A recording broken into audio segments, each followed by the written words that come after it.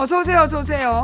서울 도봉구 창동 사는 불량주부 망치 부인이 운영하고 있는 생방송 시사수다방에 오신 것을 환영합니다. 반갑습니다. 감사합니다. 어서 들어오세요.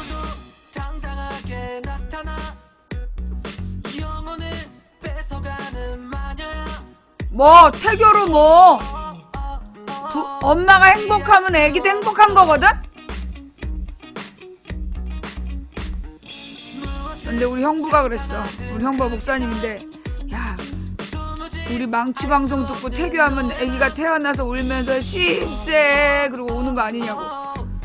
그러기는 어려워요. 태어난 애기는 그 저기 수능부터 얘기하게 돼 있어. 무, 부 이런 거.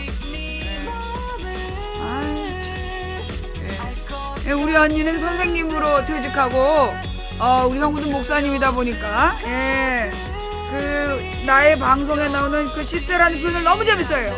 아무 때나 따라해. 그러면 안 되는 거죠. 오늘 알람이 안 울렸어요?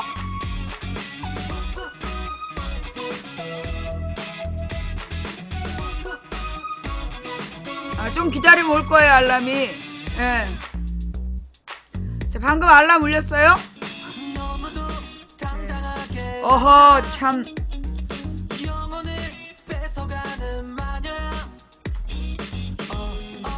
영장 기록이 12만이었죠? 앞서서.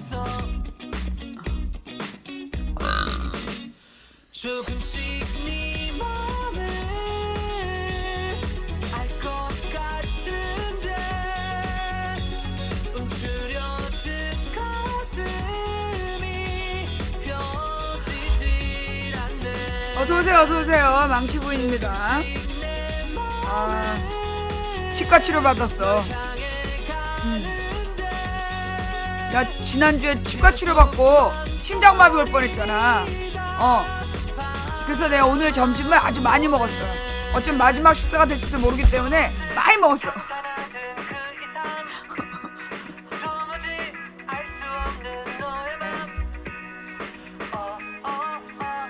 어서오세요, 어서오세요. 망치부인입니다. 네. 너무 힘들어.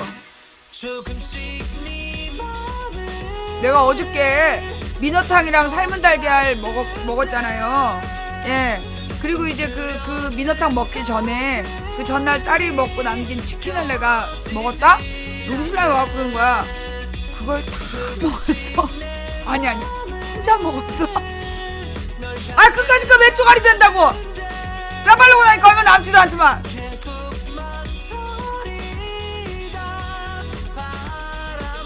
그걸 혼자 다 먹었냐고. 보니까 그걸 이제 어제 오늘 이틀 밥 먹으라고 해놨던 모양이야. 내가 하루에 다 먹어버렸더니 그걸 혼자 먹었어.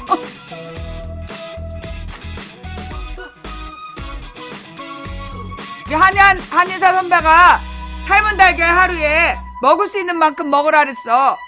아니 삶은 달걀 5개 그까짓 게 뭐 얼마나 된다고. 먹고 돌았으면 금방 또 먹고 싶은 거지. 근데 이제 삶은 달걀을 오래 먹으면, 많이 먹으면 입이 목이 메잖아. 그래가지고 내가 또 아이디어를 냈잖아. 민어탕을 끓여가지고 펄펄 끓고 있을 때 거기다가 이제 딱 삶은 달걀을 넣어가지고 뜰 때, 원래 내가 떠먹는 거 싫어해. 근데 이제 딱 그 대접에다가 민어탕 국물하고 삶은 달걀을 같이 떠갖고 이렇게 반쯤 쪼개가지고 국물에 촉촉하게 이렇게 적셔서 먹어. 어찌나 맛있는지. 그래 내가 오늘 또 먹으려고 또 끓여달라 했더니 없대. 그동안 누가 다 먹었냐 했더니 당신이 다 먹었잖아. 그리고 부산으로 강의 갔어. 보온밥솥에 그런 거 하면 안 된대요. 밥솥에 밥 말고 다른 거라면 밥솥이 망가진대. 그래서 만약에 무슨 전기밥솥으로 하는 무슨 닭찜이라든가 뭐 이런 다른 요리를 하고 싶으면 그런 용으로 따로 사라고 그러더라고. 밥하는 거는 밥만 해야지 다른 음식을 같이 하면 기계가 망가진다던데요? 네. 그래서 그치. 내가 신문기사를 봤어 옛날에. 신문기사를 봤어. 아니야 신문기사가 아니라 신문기사를 봤어. 그래서 뭐 여러 가지를 할 수 있다라고 이야기한 밥솥에다가 여러 가지 음식을 하면 안 좋다. 그래서 그 여러 가지 음식을 할 거면 그런 용도로만 따로 밥솥을 하나 쓰고 밥은 밥만 하는 걸로 아주 심플하게. 응. 그러니까 밥도 하고 이것도 하겠다 이렇게 비싼 거 사지 말고 따로 분리해서 사라고. 그리고 이제 전자제품의 기본이 뭐냐면 너무 복합적이면 안 돼. 예. 아, 또 싱크가 안 맞아요? 잠깐만. 이게 지금 방송에 싱크가 안 맞아요? 그리고 약간 안 맞는 것 같은데? 아, 이거 왜 이럴까? 예, 이럴 때는요, 아무래도 방송을 리방해야 돼요. 아예 초장해. 예. 아니야, 싱크 안 맞아. 지금 여러분들은 모르는데 내가 볼 때 약간 화면이 느려. 이 카메라하고 이 스튜디오하고 입 모양이 약간 차이가 나요. 예. 예. 그죠? 이게 예민한 사람만 알아. 네, 이건 조금 아까 내가 스튜디오를 이상하게 작동해서 그래요. 미안합니다. 예. 다시 리방할게요.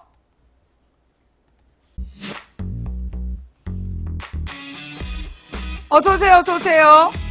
서울 도봉구 창동 사는 불량주부 망치부인이 운영하고 있는 생방송 시사수다방에 오신 것을 환영합니다. 반갑습니다. 감사합니다. 어서오세요.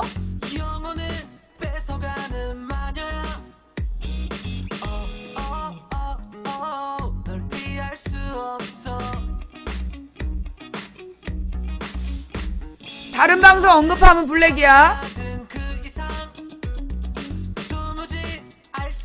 어서오세요, 어서오세요. 망치부인이에요. 예. 진짜 예민한 마녀. 아, 여러분, 죄송합니다. 지금 이제 이 재방송 보시는 분들은 잘 모르실 텐데요. 생방송 하시는 분들은 지금 3번, 4번을 나갔다 온 거야. 리방을 3번 했어요. 죄송합니다. 예. 여러분, 대단히 죄송합니다.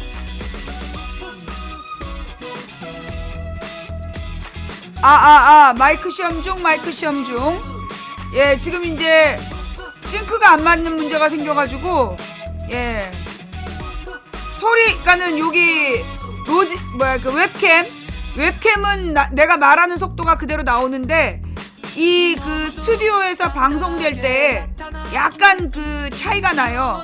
그래서 아까 어떤 분이 싱크가 안 맞다라고 얘기하셨는데, 여러분들은 어떻게 싱크 잘 맞아요? 응.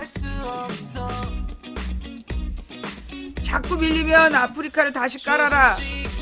오늘 방송 끝나고 나서 싱크 안 맞는 현상이 좀 심하면 그러면 제가 다시 깔게요.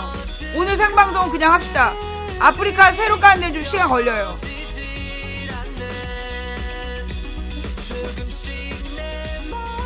들을만 하세요? 이게 처음엔 잘 몰라요. 나중에 이제 이게 몇 시간 녹화가 되고 난 다음에 보면 차이가 많이 벌어져요. 무슨 현상인지 모르겠어. 어서오세요, 어서오세요.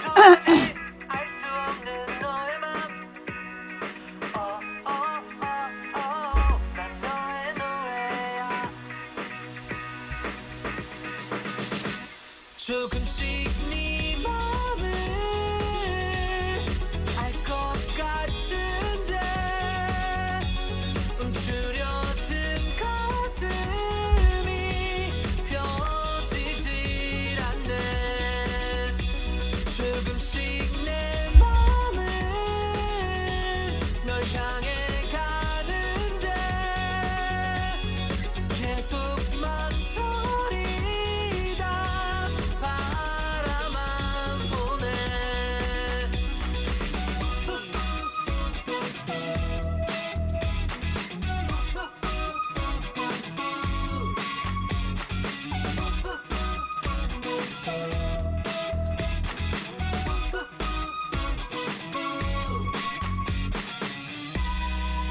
어서오세요, 어서오세요. 예. 자, 이웃집 마녀예요. 방금 들으신 노래는 이웃집 마녀인데, 이웃집 망치라고 검색했는데, 안 보인다고. 이웃집 망치가 어딨어! 욱시 남정기라는 드라마의 삽입곡이었던, 예, 이웃집 마녀라고 검색하셔야 돼요. 이웃집 망치라고 검색하면 안 나와? 이웃집 마녀. 예. 그 미순 테마도 내가 몇 년을 알려줘도 계속 망치 테마 그렇게 검색해놓고 안 보인다고. 망치 테마가 어딨어? 우리 시청자들이 좀 상태가 심해. 적당히 해야 되는데, 이 세상이 망치를 중심으로 도는 줄 알아. 그러니까 나더러 교주라고 흉을 보는 거 아니야. 적당히들 해야지. 자기들 맨 처음에 들어왔을 땐 말이에요. 내 목소리 듣기 싫다고 바로 끄고 나간 주제에 말이야. 아니면 들어왔다 깜짝 놀랐고 그냥 바로 나가거나. 그래 놓고서는 지금은 그냥 하루라도 안 들으면 뭐 귀에 가시가 돋친다는 둥. 많은 사람들이 마누라가 하루 종일 틀어놔가지고 욕을 했는데 요즘에 안 틀어놓으면 집이 허전해요 뭐 이런 거. 예. 그 식구들이 시끄럽다고 그만 끄라고 그랬던 분들이 이제 요즘은 안 틀어놓으면 뭐라 그런다는 분들이 참 많아요. 예. 예. 처음에 진짜 망치 전용곡인 줄. 그래가지고 무슨 텔레비전에 어떤 프로에서 그 음악을 누가 배경음악으로 쓴 거야. 그랬더니만 망치 부인 음악을 훔쳐다 썼다고. 그거 원래 KBS 드라마 거야. 아유, 나 진짜. 이제 벅스에 뜨는 내가 어느 날 해금 이렇게 연주 검색했는데 그게 뜨길래 한번 들어봤다가 신이 나는구나 했고 그걸 이제 몇 년 동안 틀었어요. 근데 이제 우리 시청자들이 누가 만들어준 줄 안 거야. 생전에서 그걸 들어본 적이 없으니까.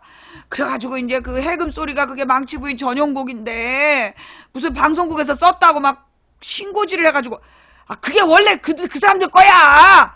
내가 빌려 쓴 거고. 근데 이번에는 이제 이웃집 마녀라는 드라마 삽입곡을 썼는데 그걸 또 이웃집 망치라고 또 검색을 하는 거야. 이웃집 망치가 어딨어. 이제 우리 적당히 해야 돼요. 예. 자, 며느리 전성시대의 미순 테마야, 미순 테마. 망치 테마가 아니라, 이웃집 망치가 아니라 이웃집 마녀. 욱시 남정기라는 드라마에 나오는 이웃집 마녀를 들으셨어요. 예. 그리고 지금 막 이 초등학교 남학생들이 좋아하는 음악, You are welcome. 예. 아니 그 You are welcome이란 노래를 들었는데 어찌나 그렇게 그냥 내 취향에 딱 맞는지 계속 그걸 부르고 돌아다녔어. 근데 이제 우리 집에서 내 별명이 아들이잖아. 우리 신랑이 딸 하나 아들 하나 있다고. 그러면서 이제 우리 딸내미더러 우리 딸내미더러 막 내가 남동생이라고. 아니 우리 딸내미가 나를 자기 남동생이라고 그래. 내가 그 얘기 해줬나? 또 맞아. 그 얘기 안 해줬지. 무슨 일이었었더라?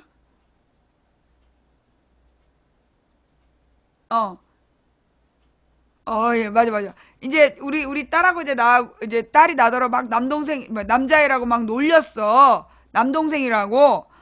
근데 이제 내가 우리 딸 공부하는데 치근덕 되면서 왜 그렇게 공부를 열심히 하느냐. 공부하면서 왜 신경질 내느냐. 이제 막 이러면서 갈군 거야. 그랬더니 우리 딸이 너도 고3 돼봐. 그랬어. 그래서 난 대학 안 갈 건데? 근데 우리 딸이 그럼 곧 군대 가겠구나. 그게 이제 나더러 남동생이라고 자기가 이제 딱 놀렸단 말이야. 그래서 이제 역할극이 된 거지. 나는 이제 말썽꾸러기 남동생, 지는 이제 고3 누나. 그래가지고 이제 내가 막 우리 딸한테 이제 행패를 막 부르니까 나는 대학 안 갈 건데 막 그랬더니 꼭 군대 가겠구나. 그럼 군대 나가 그랬던가? 그래가지고 할 말을 딱 잃고 이제 그 집안의 일상이 이제 우리 집에 우리 신랑 원래는 딸들 그러고 들어왔는데 요즘에는 아들 딸 그러고 들어와. 내가 아들, 우리 딸이 딸. 그래갖고 이제 우리 집에서 내가 사고 치는 그 남자의 버전인데 내가 그 You are welcome 그래서 막 뛰어다녔어. 그때는 우리 딸내미가 그 남자애들이 좋아하는 노래인데 엄마는 그 노래가 좋냐고. 자기는 이제 그 여자 주인공의 막 이렇게 모아나 자기 이름은 모아나다 그 부분이 좋대. 난 유어 웰컴이 재밌다고. 우리 집은 그러고 살아요. 예. 그러니까 늘 그 사고 치는 아들의 역할이 나의 그 캐릭터죠. 그래서 이제 주로 많이 먹고 사고 치고 협조가 안 되는 그런 아들 컨셉. 그러니까 이제 근데 이제 옛날에 우리 딸이 고1인가 2학년 때 선생님이랑 상담을 했는데 외동딸이라 그랬더니 어머 진짜 외동딸이냐. 중3 때인가? 하여튼 우리 딸이 학교 선생님하고 상담을 하면서 외동딸이라고 그러니까 선생님 깜짝 놀랐다. 형제가 많은 집에서 큰딸 같은 느낌이 든다고. 우리 딸이, 집에 남동생 같은 사람이 하나 있긴 있어요. 그랬더니, 이제 선생님 뭔가 이렇게 스토리를 짰을 거 아니야. 야, 입양을 했나? 막 이런 거. 우리 엄마가 남동생 같거든요. 라고 했다는, 예. 그러니까 선생님이 우리 딸이랑 상담을 하면서, 너는 형제 많은 집에 장녀 같다. 그러니까 이제 우리 딸이 집에 남동생 같은 사람이 하나 있긴 있다. 그래서 그게 막 직접 묻지 못하니까 우리 엄마가 꼭 남동생처럼 굴어요. 욕이지. 배터리 나간 줄 모르고 방송 듣다가 튕겼어요. 예, 정신을 똑바로 붙들고 살아야 돼. 요즘 우리 시청자님들이 이 망치부인 방송에 너무 빠져갖고 지금 막 생활을 방치하고 말이에요. 가족을 방치하고 그런 경우도 많아요. 예, 어떤 분은 중요한 약속인데 까먹었다. 그러시면 안 됩니다. 예, 망치부인 방송 알림이 안 온다고 막 그것만 신고하고 막 이러지 마시고 여러분의 일상생활을 꼬박꼬박 잘 챙기셔야 돼요. 이 왜 그러냐? 내가 그랬잖아. 우리 망치부인 방송엔 5단계설이 있어. 1단계. 이런 거에 무슨 방송을 한다고? 이러면서 막 욕하는 단계. 2단계. 이 여자가 하는 말 맞는 것 같아. 예, 3단계. 우리 망치가 하는 말은 다 맞아. 잘 때도 망치를 들어야 해. 그러면서 하루 종일 망치 방송만 듣고 있는 단계. 그러다가 이제 어느 순간 보면 생활이 엉망이 돼 있는 거야. 그러면 이제 식구들의 막 불만이 터져 나오고 이제 업무상 사고가 터지고 막 그래. 그러면 이제 내가 방송 듣는다고 세상이 바뀌는 것도 아니고 이러면서 방송을 떠나. 그래갖고 방황을 해. 근데 6개월을 못 가. 왜? 끊임없이 국란이 이어지기 때문에 6개월 안에 돌아와. 돌아와가지고 이제 돌아온 단계가 5단계. 그러니까 습관적으로 틀어놓고 있다가 뭐 한 사람 손 들어봐. 냅다 손을 드는 거야. 근데 질문이 방송 마음에 안 들면 손 들어봐야 이래갖고 또 블랙 걸려갖고 망치부인님 질문이 뭔지 모르고 설거지 하다가 손 들으라고 그래서 손 들었는데 청소하다가 손 들으라고 해서 손 들었는데 블랙이 걸리고. 그러니까 방송을 똑바로 들으라고. 아무 때나 그렇게 이제 막 손 들으라고 손 들고 그러지 말고. 그 다음에 이제 요즘에 이제 블랙리스트에 걸리는 분들. 자, 제가 뭐라 그랬냐. 아무리 마음에 안 드는 채팅이 있어도 시비 걸지 마세요. 예. 여러분들이 마음에 안 드는 채팅에 반응하는 거, 그걸 노리는 거야. 왜 우리 방송에 들어와갖고 시비를 거느냐 하면, 왜 우리 방송에 와가지고 이제 이렇게 시비를 거느냐. 일부러 시청자들이 집중 못하게 하려고. 예.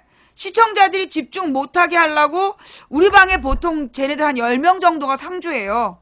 보통은 한 10명 정도가 늘 딱 방송 열리자마자 탁 들어와 있어. 항상 들어와 있는 아이디들이 있어. 채팅 한마디 안 하고. 그러니까 이제 한 10명 정도는 늘 움직이고 있기 때문에 얘네들이 이제 여러분들이 방송에 집중할 만하다 싶으면 방해를 하는 거야. 그래서 그리고 얘네들이요 얼마나 무섭냐 하면 여러분들이 자주 들어와서 채팅하는 사람들 있잖아. 그 사람들은 그 채팅을 전부 다 읽고, 그래서 제가 우리 방송에서 금지되어 있는 게 자기에 대한 신상정보, 무슨 일을 한다, 어디 산다, 가족이 뭐 몇 명이다, 이런 얘기 채팅창에 쓰지 말라 그러잖아, 내가. 개인 하소연 개인 하소연 쓰지 마세요. 그럼 목적이 뭐냐면, 자기도 모르게 자기 개인정보를 채팅창에 쓰게 된단 말이야. 그럼 이 새끼들이 그걸 다 캡처해놔. 그래갖고 나중에 그런 사람에 맞게끔 이 채팅을 하는 거야. 그 다음에 여러분들이 망치 부인을 막 칭찬하는 아이디에게 서로 이렇게 막 친하게 지내지 마세요. 뭐 퀵뷰를 주고받는다든가 그러지 마세요. 그럼 문제가 생겨요. 무슨 얘기인지 알겠죠? 여러분들이 막 팬 딱지 달고 서포터 딱지 달면 망치를 좋아하는구나. 아니야. 일부러 걔네들이 다는 거야. 그리고 왜 다냐 하면 내가 얼려놨을 때 내가 채팅창을 얼려놓으면 보통 다른 방송에서는 얼려놓고 팬클럽이나 서포터즈만 채팅하게 해준다는 거야. 그래서 얘네들이 서포터즈나 팬클럽을 뭐 별풍선 1개씩 쏘고 막 이래가지고 달고 있는 거지. 그게 절대 팬이 아니에요. 그러니까 그 펜딱지 달고 하는 말이 무조건 망치 부인의 뜻이라고 생각하면 안 돼. 우리 채팅창이 어마어마한 심리전 공간이에요. 예. 이 망치 부인 방송의 채팅창이 어마어마한 심리전의 공간이야. 얼마나 치열한지 몰라. 그래서 언제나 우리 방송에서 벌어진 그 흐름이 나중에 이제 내가 생방송 끝낸 다음에 그게 본 전쟁이 되고 막 그래. 사이버 전쟁이 되고. 그래서 그 방송에 팬이라고 뭐 마크 달았다 그래갖고 망치 부인 팬이구나라고 오해하시면 안 돼요. 예. 그리고 이 채팅창에다 하는 말은 무조건 망치 부인하고 하는 말이야. 다른 사람하고 대화하면 안 돼. 에? 여러분이 그 망치 부인 이 채팅창에서 다른 사람하고 대화하면 안 돼. 그러니까 가령 어떤 애가 뭐라고 이제 딱 질문을 던졌어. 그러면 그 질문은 나한테 한 질문이라고 생각해야 돼. 그리고 여러분은 그 사람한테 직접 대답하지 말고 여러분이 나한테 대답하듯이 그냥 쓰는 거야. 그래서 이 모든 채팅은요, 서로 이 시청자들끼리 대화하시면 안 돼요. 그러니까 첫 번째는 일부러 방송에 집중 못하게 낚으러 들어와서 헛소리 삑삑 해대가지고 화나게 하는 거야. 평상시에 이 사람이 채팅의 흐름을 잘 보다가 얘는 어떤 얘기가 나오면 민감해지는구나. 일부러 그걸 딱 건드리는 거야. 예. 그런 식으로 공격하니까 누가 마음에 안 드는 채팅을 했다. 누구 채팅이 마음에 안 든다 그럼 차단을 딱 눌러버려. 그 사람 이름을 딱 누르면 그 채팅창에서 그 사람 이름을 손으로 딱 누르면 모바일 같은 경우 그러면 저기 닉네임이 뜨면서 차단할 거냐고 나와. 그럼 차단을 누르세요. 예. 그러면 그 사람 채팅이 여러분이 안 보여요. 그러니까 절대 마음에 안 드는 채팅을 시비를 걸지 마라. 그리고 여러분한테 누가 막 대화를 해? 막 아는 척하고 거기 절대 응답하지 마세요. 일부러 아는 척하는데 잘 모르는 사람이야. 근데 그렇게 아는 척하는 사람들은 님에 대해서 알고 있다는 거야. 실제로. 어떻게 하냐? 여러분이 채팅하는 시간, 그러니까 24시간 계속 우리 방을 모니터링하면서 여러분이 채팅하는 시간, 그러면 새벽 시간에 주로 움직인다? 그럼 뭔가 새벽 시간에 일하는 게 있구나. 그래서 자기도 모르게 새벽에 그냥 한두 마디를 했는데 그걸 가지고 얘네들이 이 사람이 뭐 하는지를 다 알아내는 거야. 한 조각 한 조각 모아가지고. 그래서 그 정보를 가지고 채팅창에서 공격을 하기도 하고 그래요. 그리고 이제 또 하나는 아프리카에서 어떤 방법을 하는지 모르겠는데 여러 건 신고가 들어왔어. 뭐냐 하면 채팅창에 이제 여러분이 들어와서 방송 이제 채팅을 했잖아요. 그런데 여러분의 신상 정보가 털리는 거야. 어떻게 털린지 모르는데 가령 여러분이 어느 방에 딱 들어가면 여러분의 개인 신상 정보에 관계된 얘기를 채팅창에 나와. 그게 이제 지금은 좀 덜한데 옛날에 마이너 방이라고 있었어. 그 순위에는 올라오지 않고 별로 노출되지도 않는데 이제 찌질한 컨셉으로 뒤에서 모여 노는 그런 방. 그런데 그 방에 딱 들어가면 야, 너 뭐 무슨 일 하지? 이러면서 아는 척 하는 거야. 이 사람이 사는 동네 이름이 나온다든가 얘가 하는 일의 분야가 나온다든가. 그래서 그게 2011년, 12년 되게 심했어요. 그래서 나는 그게 국정원하고 연관된 거 아니냐. 나는 그렇게 봤어. 그때 문제 있었던 방송했던 애들이 지금 사라졌거든요? 그때 하여튼 밤마다 방송을 하는 애들인데, 걔네가 약간 이상한 애들이었어. 그리고 누가, 이제, 가령 아프리카에 어떤 BJ가 새로 생겼다. 근데 이제 막 뭔가 독특한 컨셉으로, 시청자들이 좀 늘어나고 있다. 그리고 한 70에서 100명 정도가 이제 늘어나잖아요. 그러면 얘네들이 딱 몰려가. 그리고 뭔가 딜을 하는 거야. 우리가 시키는 대로 할 거냐. 근데 만약에 BJ가 싫다 그런 얘기 하지 말라 이러면 BJ의 신상 정보를 털어가지고 채팅창에 올리는 거야. 그래가지고 놀래갖고 BJ들이 도망간 경우도 많았었어. 그러니까 이제 그거를 나중에 제보에 의하면 통신사 대리점 있잖아요. 통신사 대리점에서 전화번호를, 그러니까 이제 아프리카의 개인정보를 해킹해서 개인의 전화번호를 알아내고 그 전화번호를 통신사 대리점에서 입력하면 그 사람의 이름, 직업 이런 게 떴었나 봐. 이름이나 주소 같은 게. 그래가지고 그걸로 추적을 했다. 이런 이제 얘기들이 있었거든요.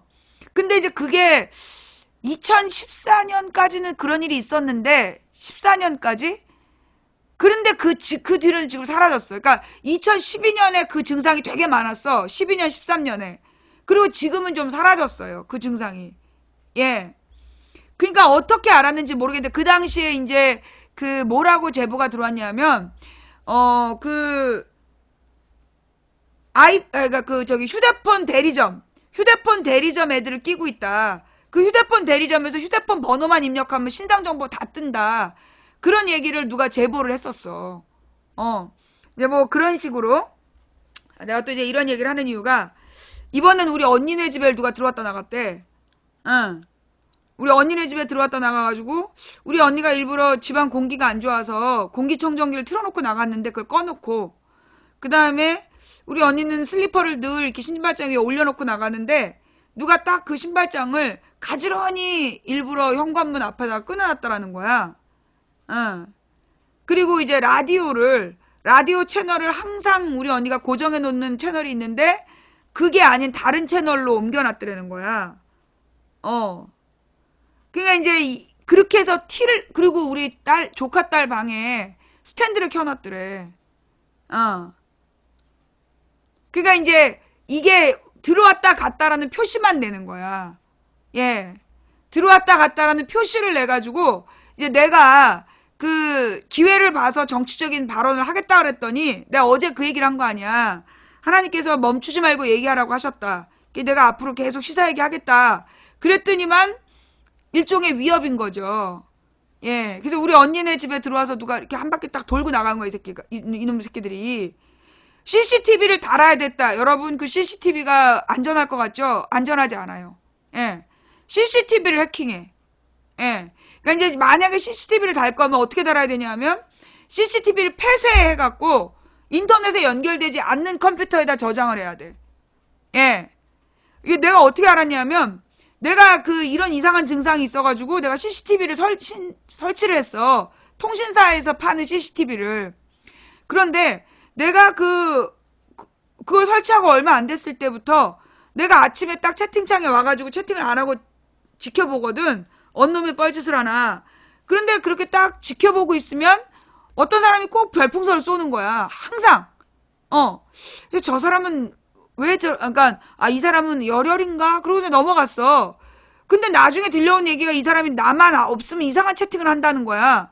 꼭 나는 그 사람 이상한 채팅을 하는 거 한 번도 못 봤는데 내가 여기 카메라 여기 와서 앉으면 별풍선을 쏘면서 호감을 느끼게끔 하는 거죠.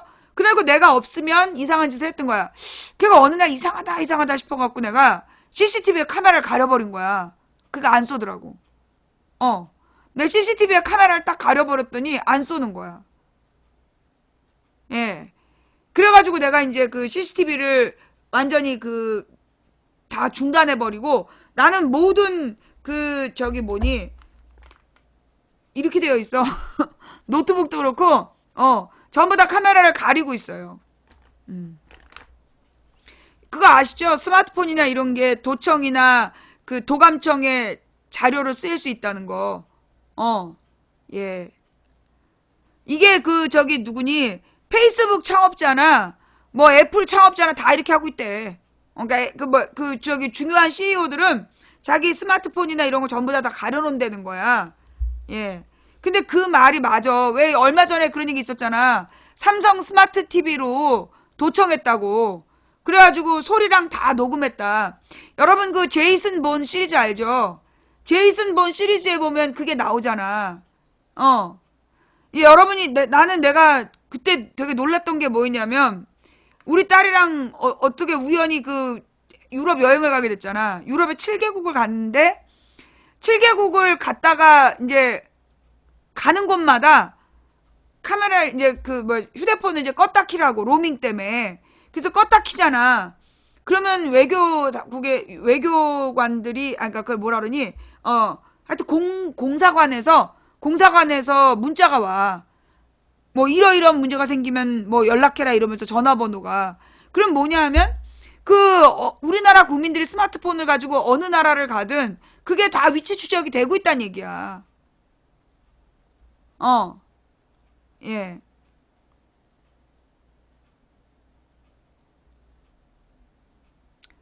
돈이 많아서 간 게 아니었어. 그렇게 삐딱하고 그런 사람은 꺼져.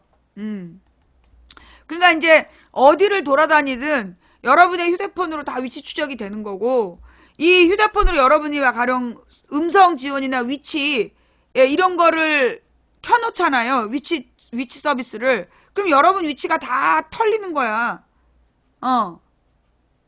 네. 그리고 이제 우리나라 안드로이드의 문제가 다른 나라 안드로이드는 좀 덜하대요. 근데 우리나라 안드로이드 폰의 문제는, 그러니까 뭐 삼성이나 LG 폰, 그러니까 이제 아이폰이 아닌 다른 폰들의 문제점 뭐냐면, 자기네들이 그 통신사에서 이상한 쓸데없는 앱들을 다 깔아놓는다는 거야. 그럼 그 쓸데없는 앱들이 계속 데이터를 소모하는 거예요. 그거 알죠? 한국의 통신사들에서 그 쓸데없는 앱을 깔아서 팔아. 근데 그 앱이 강제로 깔리는 거야. 근데 그 강제로 깔린 앱들이 데이터를 계속 소모해. 예. 그렇게 해서 강제로 앱을 깔으려면 어떤 장치가 필요하냐면 그 앱이 쉽게 깔리도록 설정을 해둔다는 거야. 그래가지고 어떤 앱이 깔리기 쉽냐? 스파이 앱이라는 게 깔리기 쉬운 거예요. 그러니까 우리나라의 그 스마트폰들이 그 스파이 앱이라 그래가지고, 그러니까 여러분이 무슨 야한 동영상 이런 거 절대 다운받으면 안 돼. 야한 동영상이라든가 이런 걸 클릭하잖아요. 그러면은 그 클릭하면서 어느 주소에 딱 들어가잖아. 그 주소에 들어가면서 깔려버리는 거야. 그 앱이. 예. 그러니까 이제 그런 잘 모르는 주소를 함부로 링크하시면 안 된다는 거. 근데 이제 아이폰 같은 경우에는 앱이 깔리기 전에 반드시 무료 앱일지라도 내가 로그인을 하겠다. 그렇게 설정을 해두면 그런 앱이 안 깔리는 거야. 스파이 앱을 못 깔아. 그러니까 여러분이 아이폰 쓰시는 분들 무료 앱을 다운받을 때는 비번 안 눌러도 되게끔 설정해 놓으면 안 돼. 그러면 그렇게 무료 앱으로 깔리는 거야. 그러니까 어떤 앱이든지 깔릴 때 반드시 내가 암호를 입력하게끔 해야 된다. 그러면 아이폰은 100% 안전하냐? 100% 안전하지 않아. 아이폰은 내가 볼 때 미국의 CIA나 뭐 NSA나 거기에서 아이폰을 전부 다 감시할 거라고 봐. 그러니까 이제 아이폰이 100% 안전하다고 보면 안 되고, 다만 우리나라의 안드로이드 폰들이 그런 어떤 통신사들의 장사 속 때문에 앱이 깔리기가 쉬운 버전들이고, 그래서 스파이 앱들을 까는데, 그 스파이 앱이 어떻게 알려졌냐면 흥신소라는 거 알죠? 심부름센터. 바람난 남편 아내를 감시하기 위해서 그 스파이 앱이 개발됐다는 거야. 그리고 아내나 남편의 폰에 문자를 받아가지고 그거를 딱 클릭해 놓으면 아내나 남편의 폰을 동시에 그냥 다른 도둑폰으로 볼 수 있게끔, 그게 이제 스파이 앱이라는 거야. 그걸 흥신소 애들이 이제 만들어가지고 그걸 다 깔았다는 거죠. 그런 용도로 깔리는 그 스파이 앱이 깔려 있을 수가 있다. 그리고 지금 CIA에서 스마트폰이나 TV로 일반인을 도감청했다. 그러니까 제이슨 본 시리즈에 보면 그 전화나 이런 것들 CCTV나 전부 다 이 CIA에서 들여다보고 있잖아. 그러니까 이제 우리의 사생활이 없다. 그게 빅브라더죠. 조지 오웰의 소설에 나오는 그 빅브라더인 거야. 근데 이제 오늘 우리나라 검찰이 그런 얘기를 했더만, 유병원을 추적할 때 도감청 장비만 있었으면 우리도 범인을 잡을 수 있는데 검찰에 도감청 장비가 없어서 못 잡고 있다. 그런 얘기를 했잖아요. 이게 우리나라 경찰이나 그 검찰에서는 도감청이 금지되어 있어. 그게 옛날에 김대중 노무현 정부 때 만든 법이야. 김대중 노무현 정부 때, 내가 뭐라 했어? 1984라고 안 그랬어? 그 조지 오웰의 그 소설 1984에 보면 그 빅브라더라는 이야기가 나와. 그래서 이제 감시하는. 근데 이제 우리나라에서 그 도감청을 검찰이나 경찰이 못하게끔 해놓은 게 김대중 노무현 때 만든 법이에요. 그 당시에는 인터넷으로 빅브라더가 되지 못하도록 국가기관이 국민을 감시하지 못하도록 권한을 다 분리해 놨었어. 권한을 이렇게 다 분리해 놨는데, 그래서 이 검찰이나 경찰에 도감청이 안 됐던 거야. 그래서 기어이 통과시킨 게 뭐야? 테러방지법. 그 테러방지법이 그 스마트폰을 도감청할 수 있는 그 합법화 시킨 거예요. 왜냐하면 그 정부에서 개인의 스마트폰을 들여다보면 그게 김대중 노무현 때 만든 법으로는 그게 다 불법이었어. 그래서 그렇게 감시했다는 것만으로도 검찰이 고발당하기 때문에, 그래서 이제 이 개인의 통신 내용을, 메일 내용이라든가 통신 내용을 들여다볼 수 없는 법이 있었는데, 박근혜가 2016년 3월에 그 테러방지법을 기어이 정의왕과 걔 새누리당 출신의 국회의장한테 직권상정 시켜가지고 통과시켰잖아. 그 테러방지법이 뭐 무슨 외국인이 들어올 때 까다롭게 입국심사하고 그런 게 아니야. 개인의 스마트폰이나 메일을 들여다볼 수 있는 법이야. 그걸 지금 우리나라만이 아니라 전 세계가 똑같이 그 법을 통과시켰어. 이름은 다른데 다 목적이 같아. 목적이 이 스마트폰이나 메일을 들여다볼 수 있는 법을 죄 만들어 놓은 거야. 이름을 달리 해가지고. 그게 뭐냐면 그래서 전 세계에 감시하겠다는 거지. 목적은 걔네들이 테러할 수 있기 때문에. 자, 여러분이 테러범이면 메일로 테러 계획을 주고받겠냐? 여러분이 테러범이면 메일이나 문자로 테러 계획을 주고받겠냐고. 결국은 이 테러방지법의 목적은 진짜 누가 개 같은 년이야?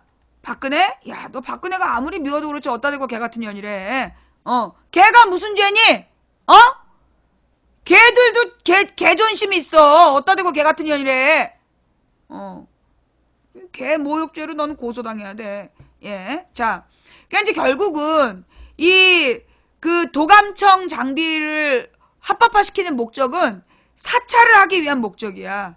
그 사찰의 목적은 뭐냐? 한마디로 정권에 대해서 비판적인 세력들을 감시하기 위한 목적으로 도감청을 합법화시키는 테러방지법이 필요했던 거죠. 그러니까 내가 볼 땐 다음 정부가 들어섰을 때 그 테러방지법을 바로 철회해야 돼. 다음에 민주정부가 들었으면 제일 먼저 해야 되는 게 뭐냐 하면 야당이 200석이잖아. 지금.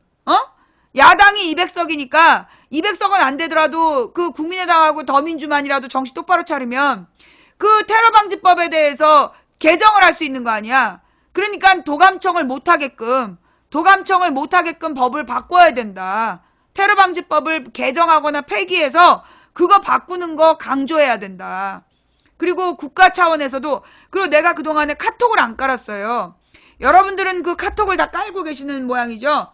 근데 내가 카톡을 안 깐 이유가 뭐냐면 그 정부에서 다음 카카오에다가 카톡의 내용, 그러니까 몇 명 찍어가지고 얘네들 카톡 다 보내라. 그러면 전부 다 갖다 줬다는 거야.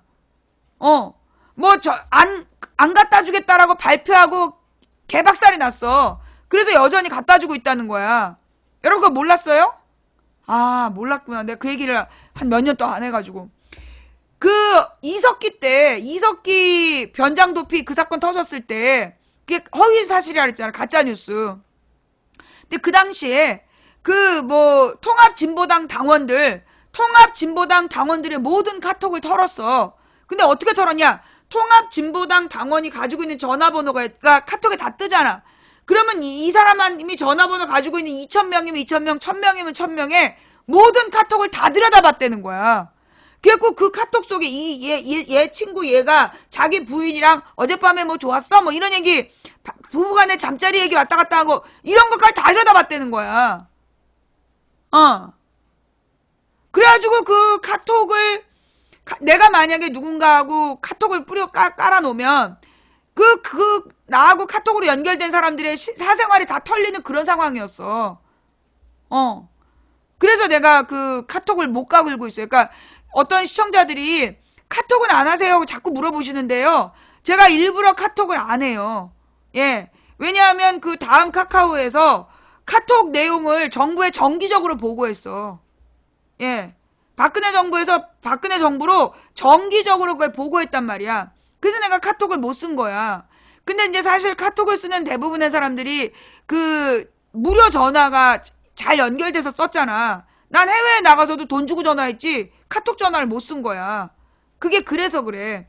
그래서 나는 텔레그램만 쓰는데 이 텔레그램이 우리나라에 서버가 없어서 우리나라에 서버가 없고 해외에 서버가 있잖아요. 독일인가에 서버가 있고 뭐 러시아에 잘생긴 갑부가 만들었다는 그건데 사실 텔레그램도 그럼 100% 안전하냐? 나는 텔레그램도 100% 안전하다고 생각 안 해. 다만 이제 이 그 카톡은 우리 정부에서 정기적으로 털어가는 거야. 밴드도 마찬가지야. 밴드나 카톡을 우리 정부에서 정기적으로 그 사찰을 했어. 그래서 나는 밴드도 안 하고 카톡도 못 해요. 정권 바뀌면 해볼까 해. 예. 네이버 밴드도 사찰, 논란 확산. 저봐. 저런 얘기 다 있었잖아. 박근혜 정부 들어서가지고 개인의 SNS를, 다 이제 사찰한 거고, 라인도 네이버에서 만든 거잖아요. 근데 라인은 서버가 다른 나라에 있다는 것 같은데? 아니야? 라인은 서버가 베트남인가 어디 다른 데 있다고 들은 것 같아. 예. 라인은 다른 나라에 있다 그러면, 예. 서버가 다른 나라에 있으면 그 서버로 압수수색을 하는 거거든. 다른 나라에 있는 서버는, 다른 나라에 있는 서버는 우리나라에서 함부로 압수수색을 못 해. 근데 이제 뭐 일본 정부면 뭐 거의 한패나 마찬가지지. 아베하고 박근혜하고는 거의 뭐 피를 나눈 형제같이 굴고 있기 때문에 예. 도메인은 대만이고 서버가 일본에 있다. 모르겠어요. 그래서 난 라인도 난 안전한 것 같진 않아. 하여튼 우리나라 기업체와 연관되어 있으면 이걸 우리나라 기업에다가 박근혜 정부에서 다 도감청을 강요하고 요구했다. 사찰을 강요하고 요구했다. 라고 난 생각해. 그래서 나는 우리나라 라인도 안 하고 밴드도 안 하고 카톡도 안 하고 그래왔다. 그러면 중국 건 안전할까요? 전 세계에서 가장 심한 통제를 하는 나라가 중국이죠. 예. 중국인들은 페이스북에 접속을 못 해요. 예. 중국에서 페북에 접속하려면 한참 걸려. 예. 중국에서 페북에다가 접속하려면 한참 걸려. 그러니까 싹 그 검열해가지고 외국인만 접속하고 중국인들은 페북 접속 못 해요. 네. 예.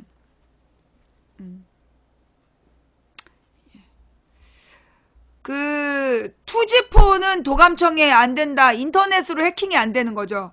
그러니까 이 해킹을 인터넷으로 하는 거야.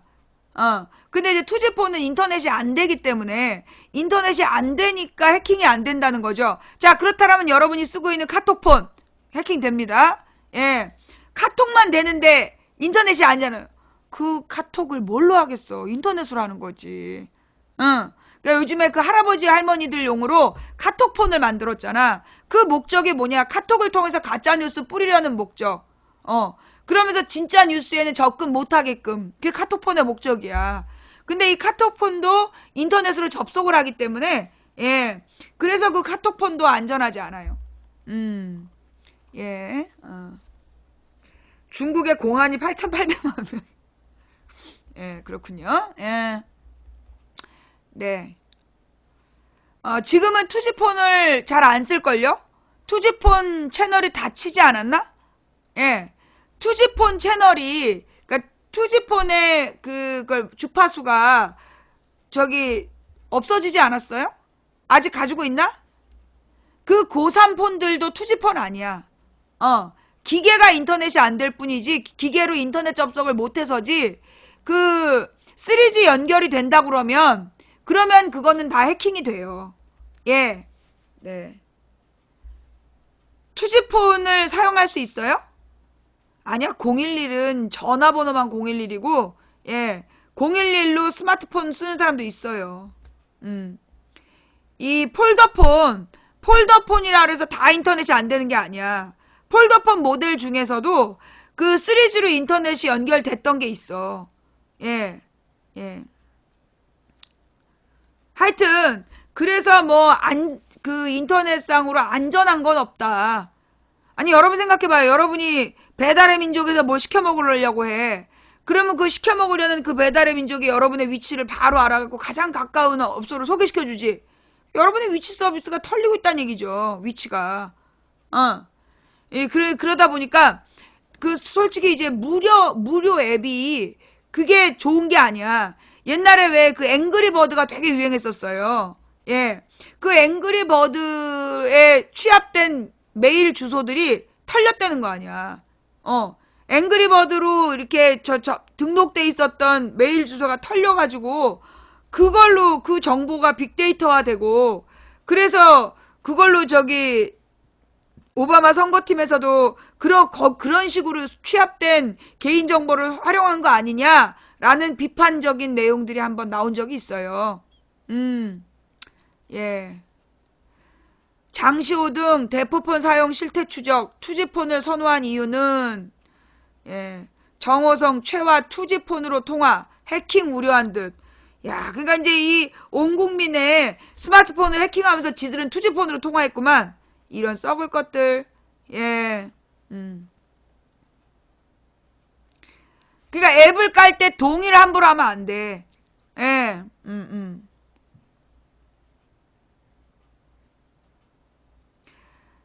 위치 활성화가 안 되면 수집을 못 합니다. 그러니까 위치를 활성화 다 시켜놓잖아요.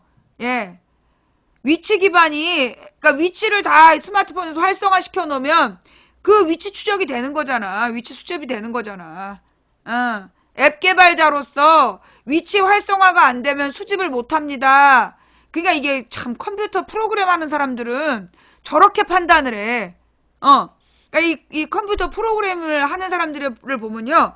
이렇게 그 조건을 제시하면 그 조건에 대해서 해석을 해서 딱 결과물, 이렇게 판단을 하기 때문에, 그 과정 전체를 비판하는 걸 못 알아듣더라고. 그러니까 위치 활성화를 함부로 해놓으면 안 된다는 얘기를 하는 거잖아요. 예. 예. 위치 활성화를 해놓으면 그 다 위치가 수집된다 이런 얘기 좀 하고 있는 거 아니야. 예. 내가 옛날에 홈페이지 만들 때 그 컴퓨터 프로그래머들하고 얘기를 해보니까 이 사람들은 일반인하고 대화하는 게 다르더라고. 이 사람들은 그걸 왜 그 컴퓨터 언어라고 그러잖아. 컴퓨터 언어를 계속 쓰다 보니까 그걸 무슨 로직화라고 그러던가? 그래서 이 사람들은 그 생각하는 방식이 그 컴퓨터 프로그램 하는 방식대로 생각을 하더라고. 대화를 할 때도. 그래가지고 내가 내 말을 알아듣게 하느라고 얼마나 괴롭혔겠어. 그러니까 한 8개월에서 1년 일하면 다 딴 나라로 가더라고. 해외로 유학 갔다 그러면서 나하고 연락을 끊더라고. 그랬어요. 예. 하여튼 그 위치 활성화는 이제 주로 여러분 날씨 앱. 예. 여러분 날씨 때문에 위치를 많이 쓰죠. 그 다음에 지도. 위치나 이게 날씨나 지도 때문에 위치를 기본적으로 켜놓는 사람들이 많아. 그리고 이제 내가 앱을 사용할 때만 위치를 활성화하겠다. 근데 위치를 일단 켜놓는 순간 여러분의 위치를 누군가는 다 보고 있다는 거야. 그래서 이제 위치를 다 꺼놓으면, 예. 위치를 다 꺼놓으면 이제 그 위치 정보 수집이 안 된다는 거죠. 예. 그러니까 그 음식점 앱이나 뭐 이런 것들이 나는 이제 내가 어떤 애가냐 그 아이폰에다가 지문을 인식하는 거. 아이폰에다가 이제 지문을 인식하고 그때 갤럭시는 홍채 인식을 했었잖아. 근데 이 지문이나 홍채는 진짜 개인정보거든. 극도에. 근데 이 홍채 인식이나 지문 인식을 해놓은 데이터가 만약에 털린다면 그러면 아이폰을 쓰는 전 세계인의 지문이 취합돼 있는 거야. 뭐 물론 그 애플에서는 그걸 취합하지 않는다. 이 기계 안에서만 폐쇄적으로 사용하지 절대 바깥에서 그 인터넷으로 취합하지 않는다라고 얘기를 하고 있지만 나는 못 믿겠어. 예. 그래서 나도 그 지문 안 해. 지문 등록 안 해놨어. 그리고 비밀번호도 안 해놨어. 예. 하여간 이제 지금 세상이 그러다 보니까 때때로 어떤 사람들은요, 끊임없이 자기가 감시당하고 있다. 그래갖고 그 감시당한다라는 생각으로 미쳐버린 사람들도 있어. 그래갖고 무슨 베리칩 막 이러면서 그 베리칩을 사람들에게 심고 있다 그러면서 계속 떠드는 사람들, 난 이거 약간 미친 거 아닌가 싶어. 물론 이제 뭐라 그러나, 미국에서 나온 프로그램 중에 신체에 칩을 심어놓고 그걸로 무슨 이제 신용카드도 대신하고 뭐 이러겠다는 거야. 근데 이제 그걸 갖다가 내 귀에 도청 장치가 있다, 이 사람들이 발전한 게 나는 그 베리칩 얘기하는 사람들이라고 봐. 그래가지고 무슨 약간 사이비 종교같이 그 베리칩을 심는다 그러면서 계속 거기에 한번 꽂히면은 이 사람들은 일상적인 대화가 안 되더라고. 예. 그러니까 일상적인 대화가 안 될 만큼 너무 거기에만 매달려 있는 거야. 그래서 자기를 끊임없이 누가 감시하고 있다고. 그런 거 보면 참 안 됐다는 생각이 들어요. 예. 참, 그런데 말이야. 성경을 읽다 보니까, 야, 이제 사도행전에 보면, 예수를 죽인 유대인들이 예수의 제자들을 쫓아다니면서 괴롭히는 장면이 나와. 근데 딱 박사모야. 이 사도행전에 나오는 바울을 스토킹하는 유대인들이 딱 박사모의 모습이야. 야, 진짜 하는 짓이 얼마나 똑같은지 아무리 논리적으로 설명을 해도 안 돼. 예. 아줌마가 베리칩을 알기는 어려워. 이거 봐. 이런 애들은 빨리 블랙을 걸어야 돼요. 예. 이 베리칩 음모론자들은 이 빨리 블랙을 걸어야 돼. 그러니까 그 음모론이라는 말 있잖아요. 예. 그 음모론이라는 말이 소위 프리메이슨 얘기하는 걸 미국에서 음모론이라 그러더만. 그러면서 그 프리메이슨에 대한 이야기들을 막 퍼뜨리고 그게 음모론이다라고 반격을 하는 거야. 그런데 내가 맨 처음부터 그랬잖아. 프리메이슨이니 일루미나티니 다 개소리라고. 그렇게 되게 멋있게 포장을 해가지고 어떤 신화적인 존재로 포장하는 거다. 본질은 그 대자본이다. 글로벌 대자본인데 이걸 마치 어떤 신화적인 존재인 것처럼 만든 게 프리메이슨 신화야. 근데 그 프리메이슨 신화를 음모론이라고 얘기를 하는데 그 음모론에는 어떤 의미가 있느냐 하면, 예. 그 음모론이라는 표현으로 실제로 문제가 있는 세력에게 아무 문제 없는데 음모가 있는 것처럼 말한다. 그래서 이 음모론이라는 표현이 주로 쓰이기 시작한 게 옛날에 1970년대에 이제 히피 운동이 벌어져요. 그 히피 운동의 목적이 뭐였냐면 베트남전 반대 운동이었어. 그러니까 이제 베트남전이 1963년에 존 F 케네디를 죽이고 그리고 나서 이제 1964년부터인가 시작이 돼가지고 74년까지 10년을 가는데 그 베트남 전쟁 반대 운동을 했던 사람들을 히피라고 그러는 거야. 그러면서 그 히피 운동을 했던 사람들이 소위 통킹망 사건은 그거 자작극 아니냐 그런 주장을 계속했단 말이야. 근데 그 당시에 그거를 음모론이라 그랬어. 나중에 알고 보니까 그게 사실이었잖아. 그러면서 이제 9.11 사태, 동춘동 얘기도 기다려. 동춘동 얘기 자꾸 물어보는 너의 목적이 뭐야? 또 물타기 하고 싶은 거지. 예. 그래서 이제 베트남 전쟁의 기원이 된 게 통킹만 사건이라는 건데 그 통킹만 사건이 미국의 자작극 아니냐. 그러니까 존 F 케네디를 죽이고 통킹만 사건을 일으켜서 베트남 전쟁에 전면 개입하는 그 권력의 음모가 있다. 이게 이제 음모론의 시조였더라고. 미국에서. 그리고 이제 그러니까 달나라로 사람이 갔다. 이것도 뭔가 말이 안 맞다. 그리고 이제 세 번째가 9.11이야. 예. 그래갖고 이제 이 9.11 사건이 뭔가 수상하다.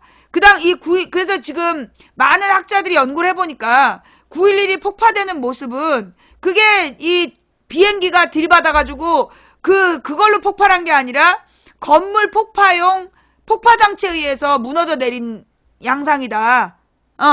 이게 중간에 비행기가 들이받아가지고 폭파되는 모습으로는 건물이, 그러니까 그 무역센터가 그렇게 부서지지 않는다. 이거는 건물 폭파용 폭탄이 중간 부분에 설치돼서 그래서 무너져 내린 거다. 라는 이제 많은 그 영국의 학자들의 주장도 나왔단 말이야. 그러니까 이제 그거를 음모론이라고 얘기를 하는 거야. 근데 이제 사실 앞뒤가 안 맞는 상황들이 분명히 있음에도 불구하고 음모론이라는 표현으로 그들의 모든 문제의식을 덮어버리는 거야. 가령 예를 들어 세월호 같은 경우도 세월호에 대해서도 음모론이라고 얘기해. 근데 이 세월호 음모론이라고 욕을 먹게 한 사람들이 있어. 뭐냐? 근거가 없는데 막 사실인 것처럼 퍼뜨리는 사람들. 가령 앵커를 내리고 운항을 하다가 그걸로 급변침이 일어났다. 증거가 없어. 입증이 안 돼. 정황상의 주장일 뿐이지 그 앵커를 내리고 운항했다는 어떤 증거도 없어요. 그 다음에 이 그 잠수함 충돌설 그것도 마찬가지야. 그러면서 여기 있는 그 세월호가 완전히 빠져가지고 뒤집어져 있는데 이게 바로 잠수함이다. 이러면서 막 동그라미 해갖고 퍼뜨렸잖아. 근데 우리가 상식적으로 생각을 해보자고. 세월호가 기울기 시작한 게 7시 반 군산 앞바다 지날 때부터인데 그러면 그때 부딪힌 잠수함이 그리고 그때 펑 소리가 그때 났다는 거야. 7시 반에. 그러면 1시간 반 동안 잠수함이 따라왔다는 얘기 아니야. 앞뒤가 안 맞는 얘기지. 근데 그걸 또 자로 잘못으로 몰아가는 거야. 자로는 모든 의혹을 종합적으로 모아서 자료집을 낸 것 뿐이에요. 그 당시에 잠수함 충돌설을 엄청 많이 얘기했잖아. 그래갖고 이 잠수함 충돌설이라든가 그 다음에 고의 침몰설. 우리 방송에서 세월호의 고의 침몰설 얘기 못한 게 한 거 아시죠? 예. 고의 침몰설, 인신공양설 이런 것들이 사실은 음모론이라고 우리의 문제 제기를 덮어버린 원인들이야. 그러면서 뭐 박근혜가 무슨 사이비 종교라서 인신공양을 공양미 300석 대신해서 300명을 죽였다. 정말 그 얘기 맨 처음에 주장한 게 누군지 잡아야 돼. 난 이 사람은 처벌해야 된다고 봐요. 맨 처음에 그 얘기한 게 누군지. 그러니까 이제 그 인신공양설이라든가 고의 침몰설이라든가 그런 주장들은 사실 객관적이고 합리적으로 세월호의 문제를 비판하는 사람들을 음모론자로 싸잡아 욕먹게 하는 거야.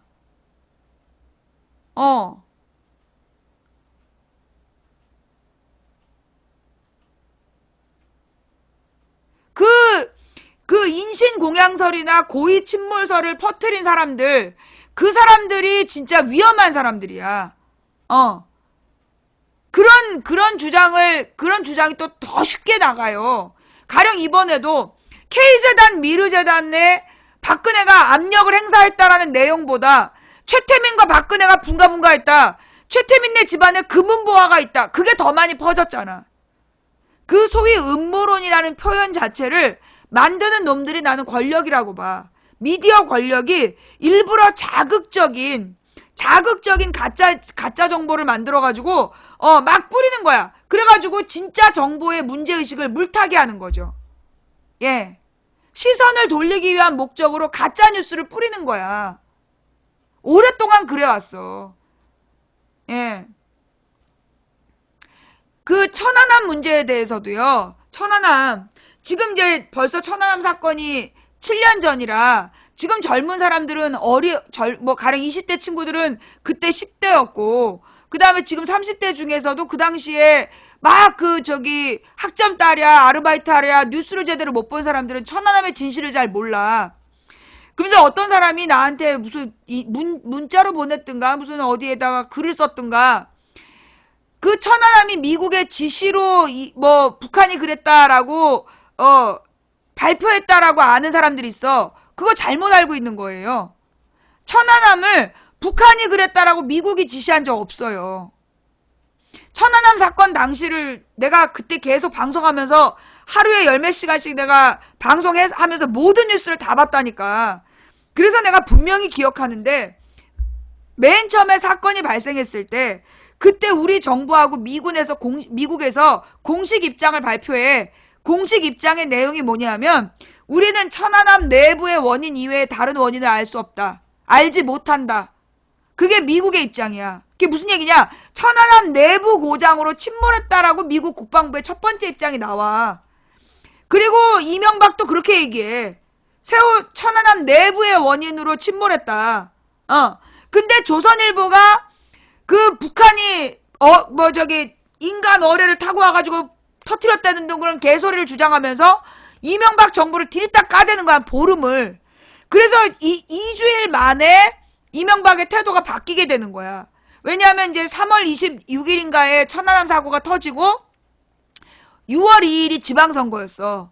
그러니까 그 지방선거를 노리고 이 조선일보에서는 북한의 탓으로 몰아갔는데 이명박과 미국은 맨 처음에는 이거는 천안함 내부 문제다. 그게 왜 그랬느냐 하면 그 당시 천안함 사건이 발생했을 때 서해 앞바다에 22척의 배가 떠 있었어.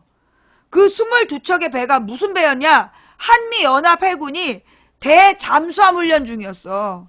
그러니까 한마디로 가짜 어뢰, 가짜 잠수함들이 이렇게 움직이고 그걸 얼마나 관측하고 제때 제압하느냐 그 훈련을 하고 있었기 때문에 조선일보의 주장대로 북한의 잠수함이 와서 천안함을 공격하고 갔다면, 그런데 그걸 22척의 한미연합해군이 몰랐다면 이거는 그동안에 이 한미연합훈련 서해바다에서 하면서 걔네들한테 쏟아부은 그 몇십조 원이 다 날아간다는 얘기야. 그러니까 맨 처음에 얘네들은 그런 일은 없었다라고 사실대로 얘기했던 거예요. 예. 잠깐만, 이게 무슨 사진이죠? 이거 아시아경제에 나왔던 사진.